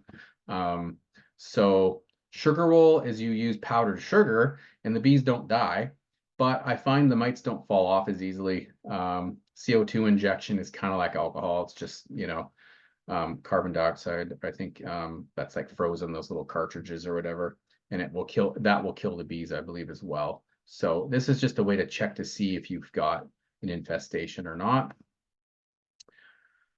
The actual treatment, okay, I want to treat, I've got mites, I want to treat them. So there are several methods used to kill off existing mites. Some treatments are synthetic chemical miticides, such as apivar strips, and some are soft chemicals, which are naturally occurring, such as oxalic acid, as I mentioned, dribble or vapor, and fogging with mineral essential oils. Some people, so these strips you can buy, they're quite expensive. I think I paid $60 for like a 10-pack. You put in like 2 for every 10 frames. And this is a chemical. And you don't want to put this in when you're going to have honey come in, because it'll get in your honey. So I used that in the first year and then I stopped. Last year I just did oxalic acid vapor, where I have a little device that you put this powder on, and it uses a little car battery and it smokes into the hive and it kills them. That's pretty good, scientifically proven to work. The fogging is something that's frowned upon in the beekeeping community, because a lot of the beekeeping community just has this idea in their mind that, we need to just like treat them with chemicals. And at some point, we're going to start to see that all of this terrible chemical treatment we've been doing is killing everything and not good. So we'll learn one day. But We'll see if the fogging I did over the fall works at all, eh? well, so I bought a fogger last week, same one as you, Oh, and nice. I'm going to treat one of my colonies, because part of this is experimentation. See, the scientific community will say we don't have enough evidence to show that it works. Well, that's because maybe there's no one throwing any money at it, because there's no money in mineral oil and essential oils. So essentially, you get a fogging machine from Home Depot and you put mineral oil and some essential oils in there and you fog them. There's no money in this. They're not able to sell us these products. So no one's putting any money into this science to see if it actually works. So all we can do is try this stuff. There's one YouTube channel, I think, called the Fat Bee Man or something, and he fogs. And who knows? I mean, how do we know? We have to try it. So maybe you try one. I'm going to try it. I'm going to treat one a certain way and another one a certain way and see if I can see evidence. You can pull at your screen bottom board the next day, and if it's covered in mites, then dang, man, this kind of worked. So heard some negatives that maybe the fogging can affect the bees, but I haven't heard that. You fogged yours. Did you find a bunch of dead bees in your colony within the few days No. after? Right. So this is trial and error. I just feel like, don't feel pressured into doing stuff because other people, we just went through this as a society with forced medication, we'll call it. Don't feel pressured, because trust the science, because the science is not always to be trusted. So I'm more of a natural person, but I don't want to tell anyone what to do. I think we need to all make choices for ourselves, but I would like to attempt to, I mean, at least oxalic acid is, we know that the people who promote the pesticides and stuff, they actually will support the use of that stuff. So that's where I'll lean if I need to get into some heavy treatment. If I'm worried about some mites, like I've got the oxalic acid ready to go. But I'm going to try some fogging this year. Okay, harvesting some resources here. So man, here's the cut comb honey, like I talked about. Here's some honey, here's some pollen here. It's beautiful, the stuff that they make. It's pretty amazing. Here's some cut comb honey. Honeybees have the distinction of being the only insect that produces food consumed by humans. Pretty cool. Honey is natural and it has a long list of health benefits due to its antibacterial properties. Produced without chemicals and human interference, honey is a healthier alternative to the high fructose corn syrup that invaded sweets and processed foods in recent years. Okay, so honey is like, it's got so many uses. And again, because of this, the world we live in, I need to say, I am not a doctor. This is not medical advice, but I'm telling you, honey is like antibacterial, antifungal, anti like so many things, antibacterial. It is amazing for healing, for so many different things. Manuka honey out of New Zealand is a specific type of honey that has these high numbers of, I can't remember what it's called, like an ABV or something rating. If you get like a 16 or something, this stuff, okay, I had MRSA and I was put on like 4 rounds of antibiotics, like hardcore stuff. I'm on the phone with the disease prevention people. Like I've got this thing that will not go away. I'm taking all these drugs, nothing's working. I got open sores and it's just getting nasty. And all of the medical community is just throwing more antibiotics at me. And I started researching basically the whole thing about MRSA is it's like it's resistant to the medication, right? It learns, but the genetic, like the makeup of this honey is so complicated and complex that the bug can't figure it out. It can't solve it. And after using antibiotics for weeks and weeks and weeks and just getting like, it was destroying my microbiome and my gut and stuff, I started using some of this honey externally on like my wounds and stuff. And within days, it was gone. It was crazy, knocked it out completely. It's good for so many things. Comb honey here, like I said, this is when you don't have a foundation and you just cut out literally the wax, the cells, all of it.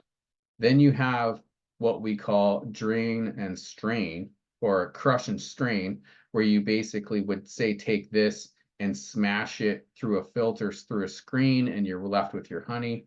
Or what I do is I use my foundations. I use this knife here. I cut off the front of the wax to expose the cells. I chuck them inside my spinner here, and it extracts it out, and it's amazing. It's super easy. You got your honey. It's so satisfying. Beeswax, you can use the wax. You can clean it, super easy. It's cheesecloth, some boiling water, pretty sweet. I got some videos on that.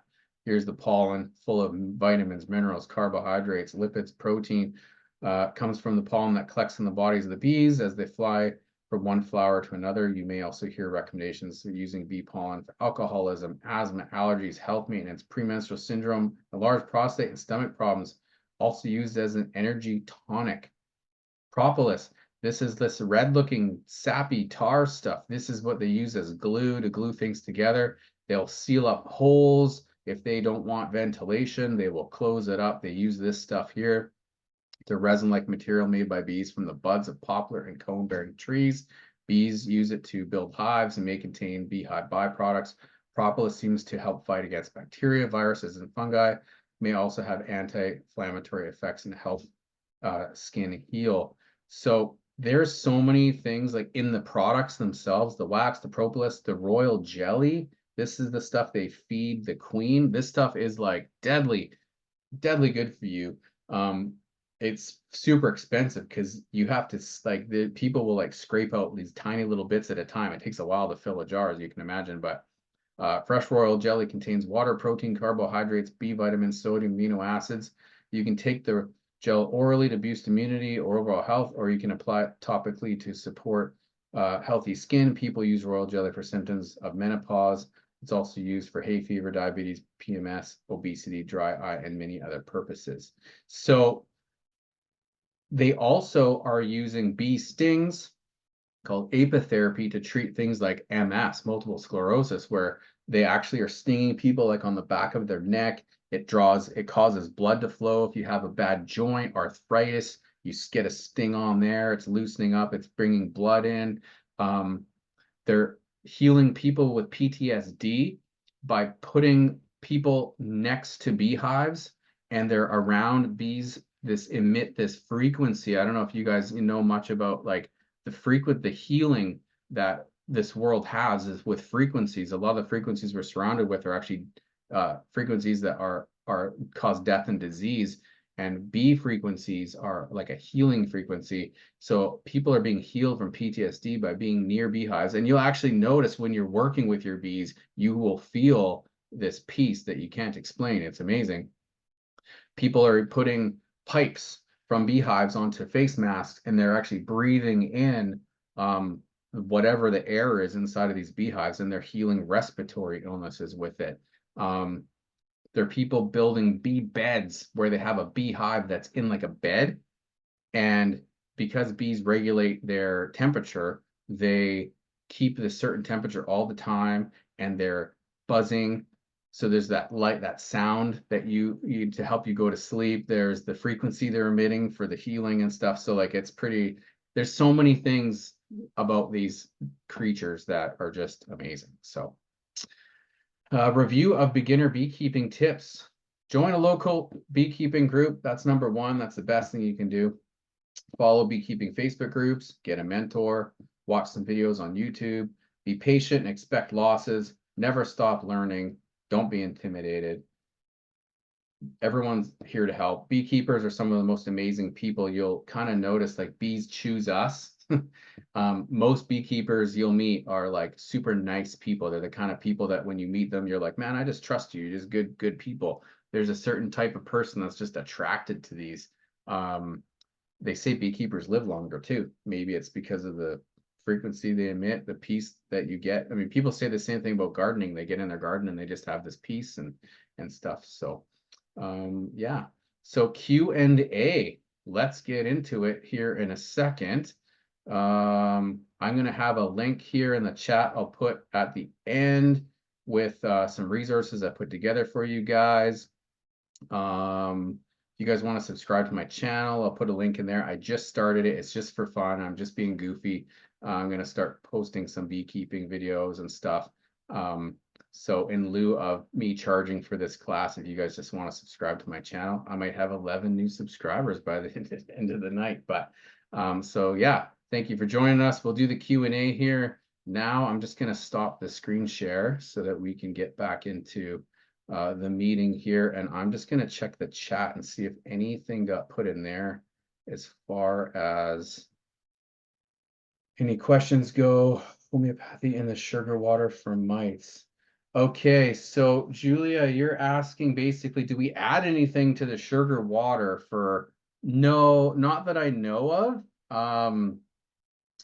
Not that I know of. I know that in like the sugar stuff I do for winter, I put some essential oils in there. I have heard people put some essential oils in the water. I don't know if it does much. It might turn them off drinking it. I'm not entirely sure. But yeah, I have heard people put rosemary oil in. I've heard people put tea tree. I've heard people put, you don't want to put lemongrass oil in because that's like the queen's pheromone. I was just used homeopathy, which has no flavor or smell, right? Oh, it's just like an essential oil, but it has no scent to it. Homeopathy is completely different than essential oils. It works on frequencies. It's really good for kids. Like maybe you used it with your kids for teething. You get those teething tablets that are homeopathic. You've heard of homeopathic. Oh yeah, I just didn't know what it meant, but yeah. Homeopathy on bees, that's all. Cool. Try it out. Tell us if it works. We'll have to give it a shot. It sounds very interesting. Yeah, great presentation. Cool. Thank you. Dogs around a hive. Okay, so I go out there with my children. I got 3-year-old. I've got cats. Like if you Google pets bee stings and click on images, it's actually quite funny. It's not going to kill them. Their faces will swell up. They're called spicy. They're spicy bees. Animals eat them. They get stung. It's not a big deal. I don't know if you have like a tiny little chihuahua, maybe not.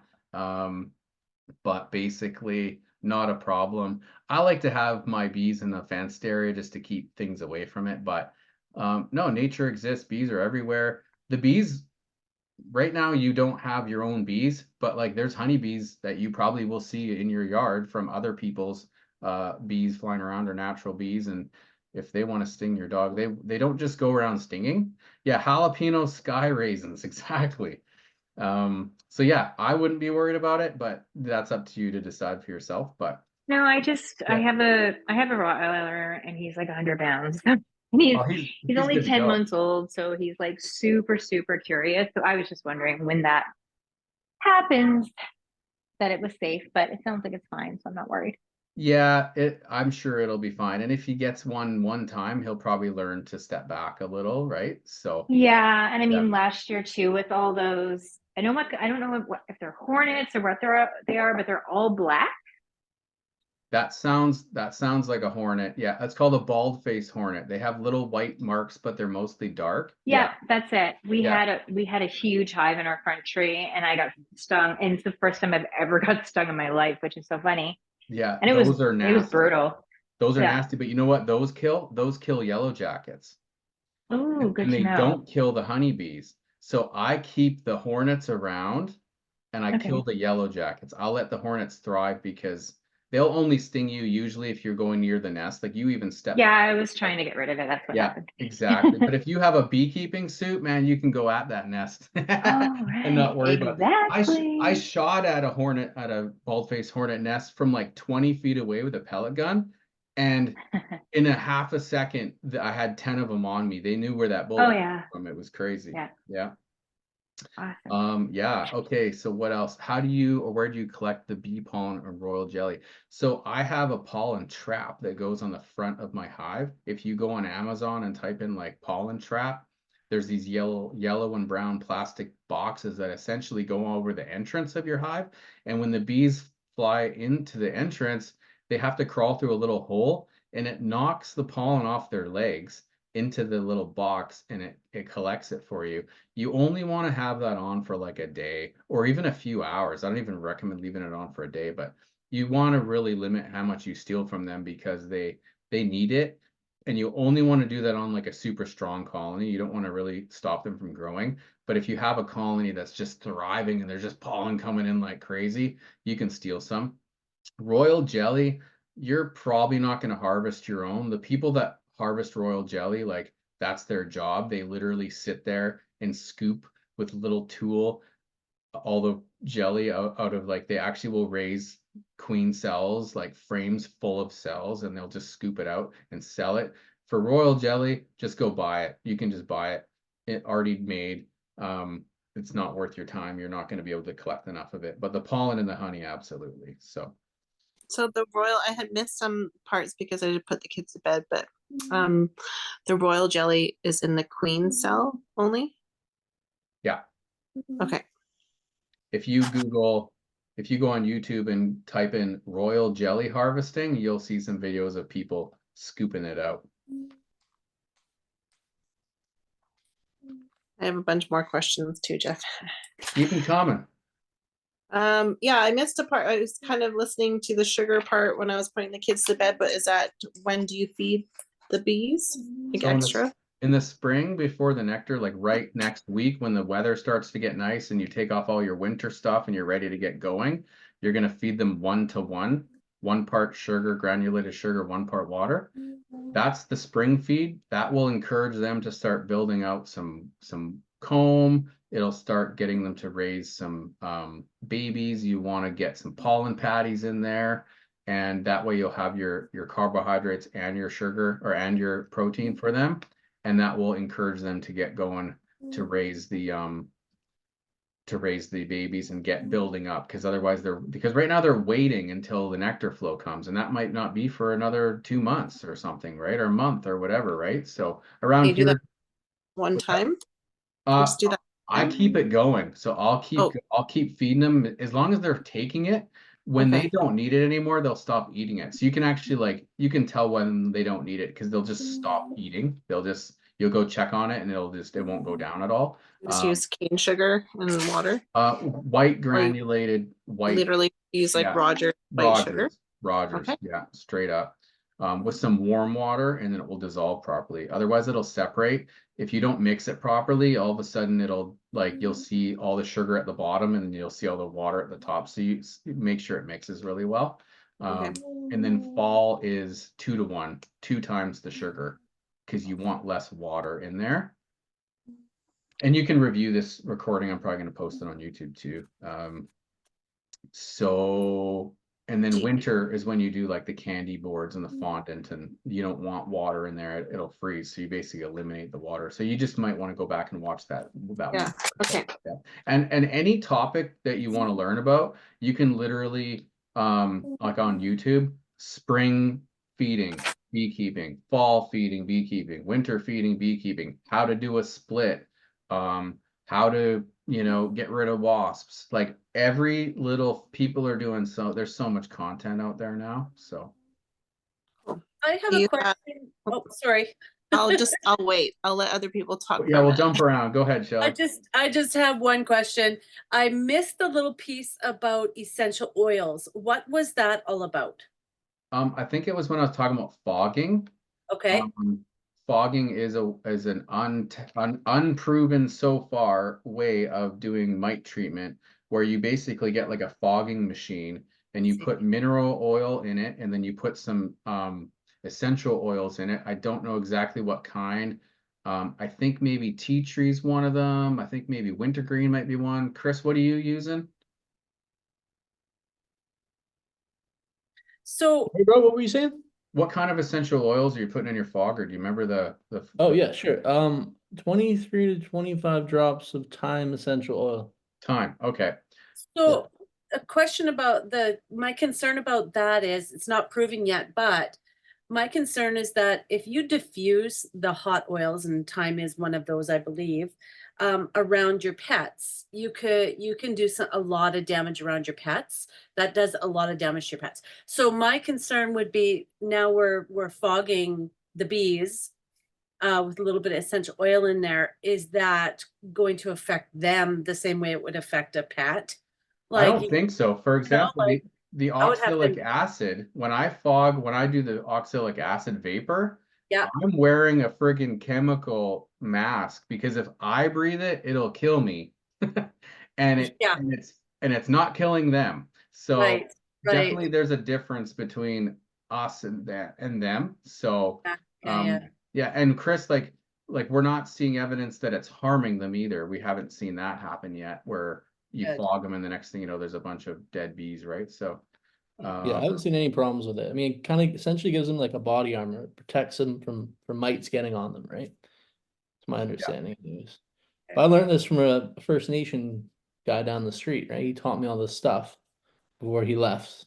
we know what I like to do. I like to go old school, and I just got this book from like 1965, an old bee culture book from like I believe in the old wisdom. I think we were smarter back in the day. I think we've gotten dumb. So I actually don't care what a lot of the modern people have to say. I like to see what the old guys have to say. But yeah, the one thing that the fogging doesn't do is it will not kill the mites inside the capped cells. It will only kill the mites Right. on the external of the bees. So doing a brood break where you're not allowing her to lay for that week, so that there are no closed cells, that's a really good thing. So when you're going to do your fogging, Chris, we should go in a week ahead and get your queen blocked off and see if we can do that, right? So yeah. Great. So good, so helpful to have you just living down the street. It's pretty handy, eh? Just give them the odd deer and Of course. This is the book I just bought you here, Chris. So I recommend you guys check sweet. this out. Go on Amazon, and it's called the Beekeeping Journal. And I was just taking notes on scrap paper, but what it is basically, when you go in to do your inspection, it'll say like, what's the weather condition? What colony number is it? What's the temperament? What's the population? Is it a good brood pattern? Are there eggs? Is there larvae? What kind of honey do we have? Do we have mites? Do we have ants? Do we have moths? Do we have beetles? The best thing you can do is keep track of stuff, because this is how you learn. Next, you have a colony fail and you're like, I'm going to go in there and see what we did with number 3. Oh man, it started declining in April. Or this is the best way to learn is to keep a journal. What's flowing? March 15th is when the maples come out. Oh, the blackberries started on August 3rd. You start to know what's going on, and then next year you like have this wisdom, right, where you can take that information and run with it and learn from it. So yeah. The other thing I was saying with essential oils is I put a few drops of it into my mixture when I'm making my winter candy boards. I do some essential oils, some apple cider vinegar, sugar, and water, and mix it all in together. I got a recipe online. The internet's got it all. I'm just going to jump over to Ryan real quick with his question, Nona, and then I'll get back to you. Do you leave honey over winter or supplement? And if so, how much do you gauge? So I heard that you're supposed to leave the bees with like 80 to 100 pounds of honey. Okay. Now, that's fine and dandy, but that's a lot of honey that we're kind of like greedy, right? We want to take as much of it as we can. Ideally, oh, thank you, Gordon. Ideally, you want to leave them with as much as you can, but one thing I've learned is that the bees will literally starve with food an inch away from them. And I just posted a video on my channel like 2 days ago where I'm explaining this. And what it is you have all these 10 frames in a box, and the bees are in this cluster, and they're freezing cold, and they're trying to stay warm. And you have honey here, here, here, here, here, here. And they're like, have you ever been hungover in bed or had a flu and you're so thirsty and the sink is like 6 feet away, but you can't get up to get water? You're so sick feeling that you will not go, and you're just like, someone bring me water. They'll literally will die with food an inch away because they will not break their cluster to go get food. They're cold, they're freezing cold. So when you put food directly on top of them, the pollen, or sorry, the fondant, the sugar board, right above them, they'll just go up right above them and they'll eat right there. They'll move their cluster up to the food and they'll eat. They will starve with frames all around them. So even if you leave them tons of honey, it's not guaranteed. So what I do is I get all my bees, I push them down into 1 deep box for winter. Some people go two deep boxes into winter. I like to do 1. I like to push them down into 1 and keep them really full. And if you watch my YouTube video, I'll actually have the food on top, and they've eaten it, all of it, in that one spot right above them, and they haven't touched any of the other food. So I'll check on them and I'll move it over and put it right on top of their heads over and over throughout the winter to make sure they're eating it. So when you extract, like, you have your deep box, and then you have like 3 honey boxes on top, and you pull off the 3 honey boxes to extract it for yourself, you should still have, maybe out of your 10 frame box at the bottom, you might have 2 frames on each side of honey still. Leave them with that. Some people will leave like 1 box full of honey on top, but what they're going to do is they're going to eat like the 2 or 3 frames right on top of them, but then the 6 or 7 of the other frames up there, they're probably not even going to touch it. So I usually just leave them with the couple of frames in the deep bottom box of their honey, and I take the rest of it myself because I know I'm going to be feeding them my winter feed. So they're going to rely on me a little bit. Some people will just leave them with a ton of honey and not do any feeding at all, but That's me. they go in and they, like, that's, you haven't fed, right, Chris, winter? No, Yeah, I feel but you left them with tons of stuff, and they're all We'll see how they do. Yeah, they're good to go, right? So so I just, I'm more like, I'm gonna feed them because I know that they're probably gonna have a better chance of survival. So For sure. if you have 2 weak colonies, kill 1 queen, combine your colonies together and have 1 strong one. 2 weak colonies, it's more likely both of them die. One strong colony, you're like, man, I don't want to kill a queen. Well, you can just kill all your bees instead. So you kind of have to, you know, think about that kind of thing. So yeah. Nona. Okay, what are my other questions? Yeah, I liked the look of the horizontal boxes when I've done research before and what people have said, but there's the reviews, right? Like people that do beekeeping here, they're like, no, no, no, you got to use the vertical ones. All the people use the vertical ones. But when I hear the people that designed and made these horizontal ones, like it makes sense from what they're saying. From your knowledge so far, do you have a favorite style of horizontal or like a make? And can you hunker them down like you would a vertical one, like for wind and for like security? Because you strap the vertical ones, but Yes. is there a way to like hunker down a horizontal one also?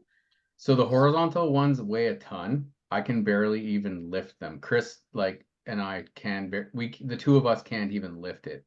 Now we are both old men with bad backs, but they're not going anywhere. And if you look at my video that I'll post here, you can put like a latch on it with like a carabiner or a lock, and like the bears aren't getting into it. It is not going to get knocked over in the wind. It ain't going anywhere. The thing's a tank. It's a coffin with legs. Okay. Yeah. So now you can buy them. I don't know if anyone around here sells them, but if you just go on YouTube, build a horizontal hive. Mac can build one. It's 2x10s, it's 2x4s, it's a piece of scrap metal roofing, insulation. You know, it's pretty cool. I recommend everyone starts going vertical, with the vertical Langstroth. Get a couple of those, get used to it. And then when you eventually get a horizontal, you can have both, or you can convert over, but you've learned from the vertical way and it's smaller and simpler. And then kind of shift over. So I'd like to eventually get all horizontal, but I got to test it. I got two empty. Don't go with a top bar, the one that doesn't have the frames. Go with the vertical length or the horizontal Langstroth, so that you can literally take frames from your vertical and go over there and put them into your horizontal. Having equipment that mixes and matches is like a no-brainer. Don't have different kinds of stuff. It's too much. It's way better. Just you're like, literally you go in your hive and you notice that it doesn't have enough pollen, and you go to another hive and it has 5 frames of pollen. You just grab a frame of pollen and bring it over and drop it in, and you're good to go. So a lot of the times when we're doing inspections, what we're actually doing is balancing hives. You know, take notes. This one has 5 frames of honey, 3 frames of pollen, 2 frames of eggs, and this one's failing in these areas. And I'll just start stealing from one and moving them all around. And you can actually like bring bees over to the other colonies, and they get along pretty good. So Yeah, I wanted to see if I can catch a swarm. So I was gonna get Mac to just build a box and stick it in a tree where like you have trees everywhere. Half of them are dead, and you I don't don't even know. need to put them in a tree. It just helps a little getting it like 8 feet off the ground. But what you want to do is put a small entrance on there. You want to put frames that already have drawn comb, at least one. Sometimes people say put 1 frame of drawn comb in there and then leave the rest with empty frames. But you want to put the lemongrass oil in, and you want to get some propolis and put it at the entrance where the hole is, because they're going around, they're going off scent. So again, YouTube, bait bee swarm traps. That'll show you some different strategies for Yeah, that. I've watched a bunch of videos, but some of them aren't like in Canada, right? They're like way Yeah. down south in the States. So I never know if it's the same technique. where Yeah.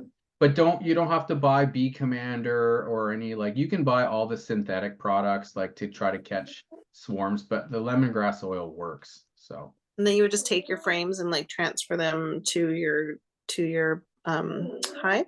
yeah. Okay.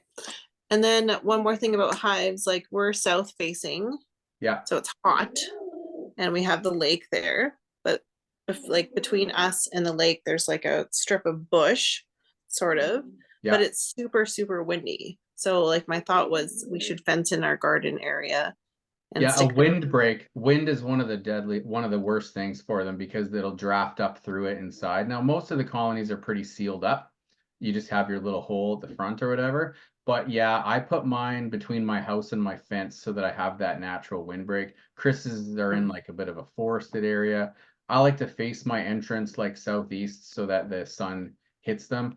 Find out where the sun hits first thing in the morning at your house and where throughout the day it has the most sun, and that's usually where Well, it's so vast. That's why I'm like, I don't know where to put them, right? Because we've got like 100 acres in front of us, and mainly it's open, but there Well, is another thing to bushes spot- consider is where it's handy to work on them.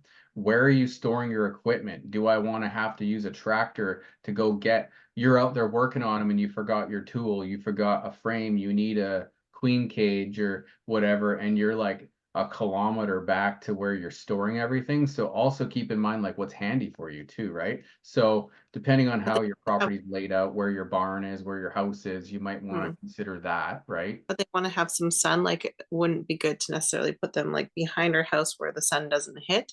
No, no, definitely don't want to be there. It's gonna be too cold. You can build a little like fence around them with some like some siding or something to create a Like little those things they windbreak. put around like the outhouses at the rest Or you stops. can literally like build a fence on the side that the wind usually comes from. Like if you have like the westerly gusts, like put the fence there. And because the sun's coming from like the southeast, southern, but east to west, you're gonna have the benefit of having both sunshine and a windbreak as well. So if you just draw your property on a piece of paper where your house is, what direction does the wind come from, what direction the sun comes from, you'll start to get a good idea of like an area that'll work, right? Okay. Yeah. Cool. Thanks. I think that's all my questions. Anyone else got anything here? While you guys are thinking, I'm just gonna put some links in the chat here.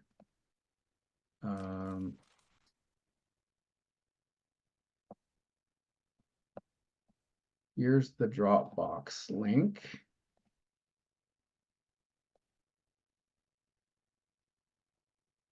So this is where you're gonna get some resources that I just put together. All right.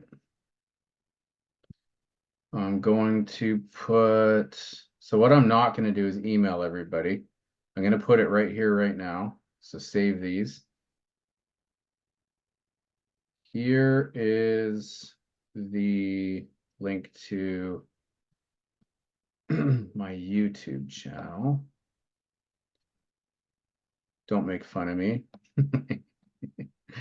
Some wannabe YouTube channel here. There you go.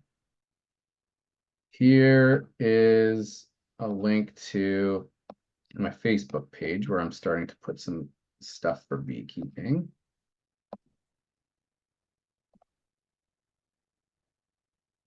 Hey, I don't know if someone else wants to try the YouTube link you just posted, but it wouldn't open for me.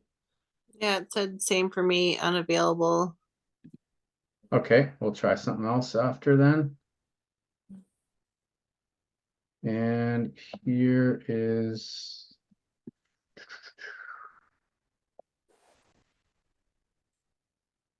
here's my swarm video where I caught a swarm. That was pretty fun. That'll get you to the channel where you can subscribe, I believe.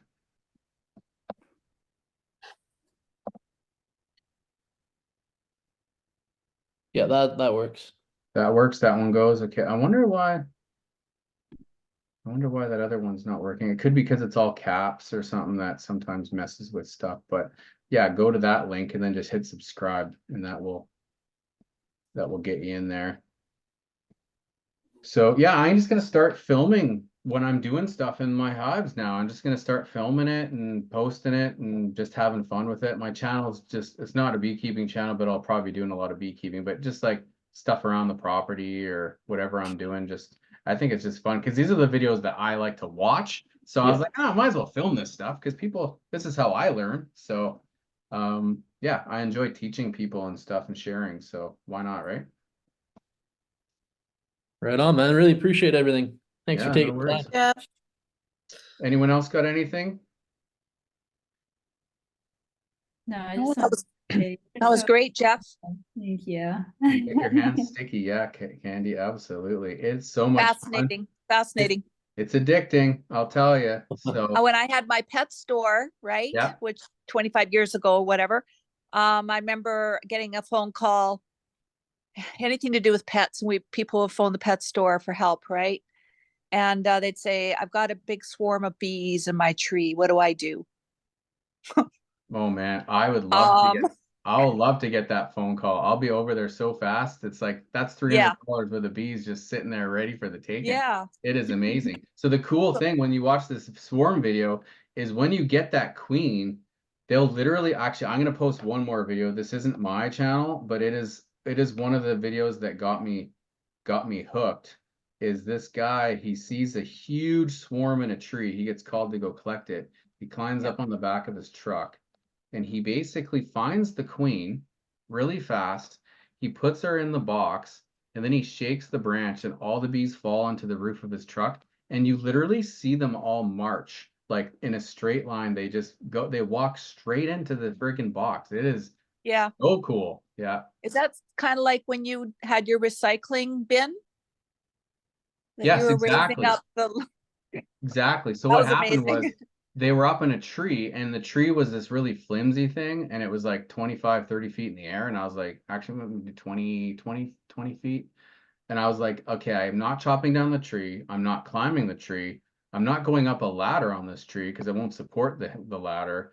I'm like, what am I going to do? So I got a Rubbermaid bin and I strapped it to the top of a ladder and I leaned it up against the tree underneath the branch. And then I got a branch cutter and I chopped the branch and the branch fell into the bucket.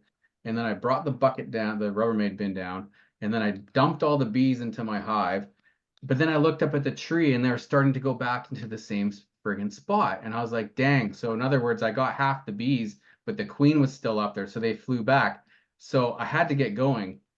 So I put some lemongrass oil on a paper towel and put it in the bin and I left it up there and I went to Costco, came back like 3 hours later and they were all just clustered on the side of my bin. So then I lowered it back down, found the queen, and I just I'm scooping bees with my bare hands. No mask, no veil, no gloves.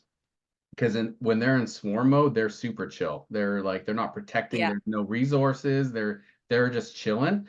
And yeah, I just scoop them up. I found the queen. I put her in the box, and then I smoke them, and they just walk right in there. And it is the coolest thing getting all your bees back. So yeah, That's neat. yeah, it's pretty cool. So like I missed the part about getting queens and stuff and buying them, but if you buy a queen, this might be a dumb question, I feel dumb asking it, but like if did they just send you a queen and then the queen just attracts the rest of the bees, or do you always buy a queen and it always has other bees with it? Both. So if you're buying a package or a nucleus colony, you'll get a mated queen and a bunch of bees. If you have a problem where you have bees and you accidentally kill a queen, like you can do what they call rolling a queen, where you're pulling up the frames and they're too close together and you just like roll her, you kill her by accident, or you pinch her by accident, or you drop her or something, and you just need a queen. You can literally just like FedEx, you can just buy a mated queen, but they're like 40 to 60 bucks. But you can raise a queen from an egg in 16 to 20 days. And you can raise like 40, 50, 60 queens in one frame for free in 2 weeks. So it's like it's crazy that I don't know, I think buying bees is nuts. So you can buy the queen and then she just lays eggs? You can't buy none of them can exist on their own. So if you bought a queen and had nothing else, she's just gonna die because Yeah, because she has they feed her. She doesn't even feed herself. The nurse bees, they literally like bring her food and feed it to her. If she's by herself, she's gonna die. There's nothing for her. So yeah. You need it's an organism that exists as a whole. It's like one cell in your body won't work without the rest of them, right? So So if I go on Facebook in my local area, I just need to ask people if they have a colony. if you want bees, you're most likely looking for a bee package or a nucleus colony. Yeah. I can't catch a swarm. You Maybe some- could, but you're not going to catch a swarm till swarm season, and meaning you could collect some Summer. bees, but you're probably not going to be doing any like honey or anything this year because you're But going that's to. not till it gets like really hot, like late summer. Well, they start multiplying. You can even get spring swarms. But yeah, it's it's way more common in the summertime. So then you'll have them, and then if you get them through winter, you'll have them for next year. But if you want to get going, it's like now, get them now. Like right now, like they just went for sale, the local farm stores and stuff. Like, yeah, who sells bees? Who's selling bees? So Facebook yeah, or it's call called your feed. local farm feed store. Yeah, we got feed stores and stuff. I don't know if they sell bees, but yeah, I'll have to ask them. Yeah, I'm sure if you post something online, someone around you just hey, who are there any beekeepers in 100 Mile House? The next thing you know, you'll meet all your beekeepers, and maybe even, Yeah, you know, I messaged some because they all like you go to the store and there's like 4 different people that sell local honey. So I messaged a few of them. Can you might sell even me? have like a bee club locally too, right? And then you just start meeting people, and you can buy bees like from stores, or you can just buy bees off people, you know. Yeah. Like if I start getting excess bees, I might just offer some to some friends. Like I'm probably not gonna like do anything commercial, but you know, just sell off a nucleus here and there if I get too many. Especially if I'm gonna kill a queen, I might as well sell her or give her away, right? Yeah. Cool. Well, thanks, Jeff. Yeah, no problem. You guys all good? Yeah, we're good. Awesome. Just yeah, we're building a chicken coop, I think, this weekend or soon. Nice. Gonna get our chickens going again.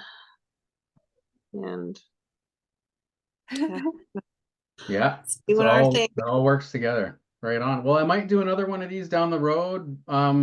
This was pretty general. Like I covered like a little bit of everything and didn't get deep into any one specific topic, but I'll probably put out videos where I'm doing like a teaching on how to feed,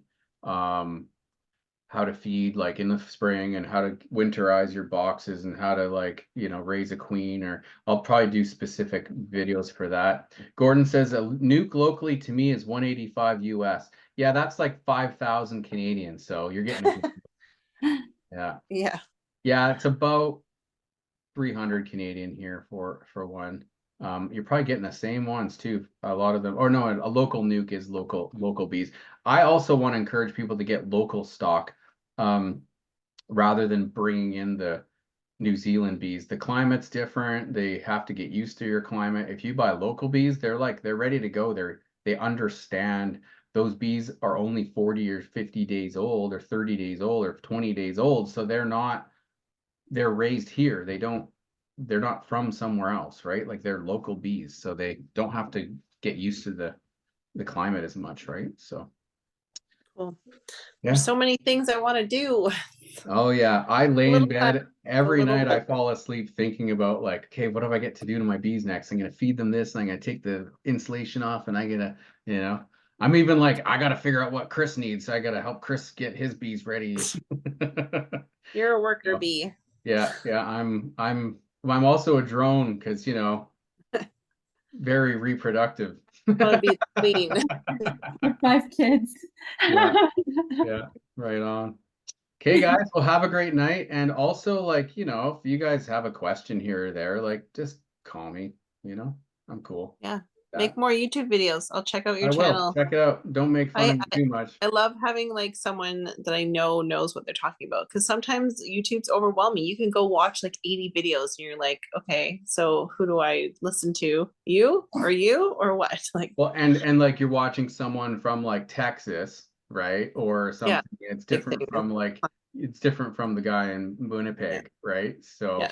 I was watching him like, oh, winter gardening, you can do all this stuff, and he's like, yeah, we're in Utah. I'm like, well, oh man, you're still in Utah. Like, that's not my winter gardening. Yeah, exactly. I hear you. I've kind of weaned out some of the channels I like. Some of the stuff's pretty generic. It works no matter where you are. It's like the concept is the same. It just might be the timing's different. Like they'll be like, oh yeah, I'm setting a swarm trap. It's like December, and I'm like, hey, you're clearly living in like Australia or something, right? Like, yeah. so yeah. All That's right. awesome. Cool, guys. Well, thanks for coming out, and Hey, thanks, yeah, Jeff. keep an eye on the channel and reach out if you need anything. Yeah, Yeah, thank I'm Sounds good. trying to- Thanks, Jeff. See you guys. Bye. Yeah.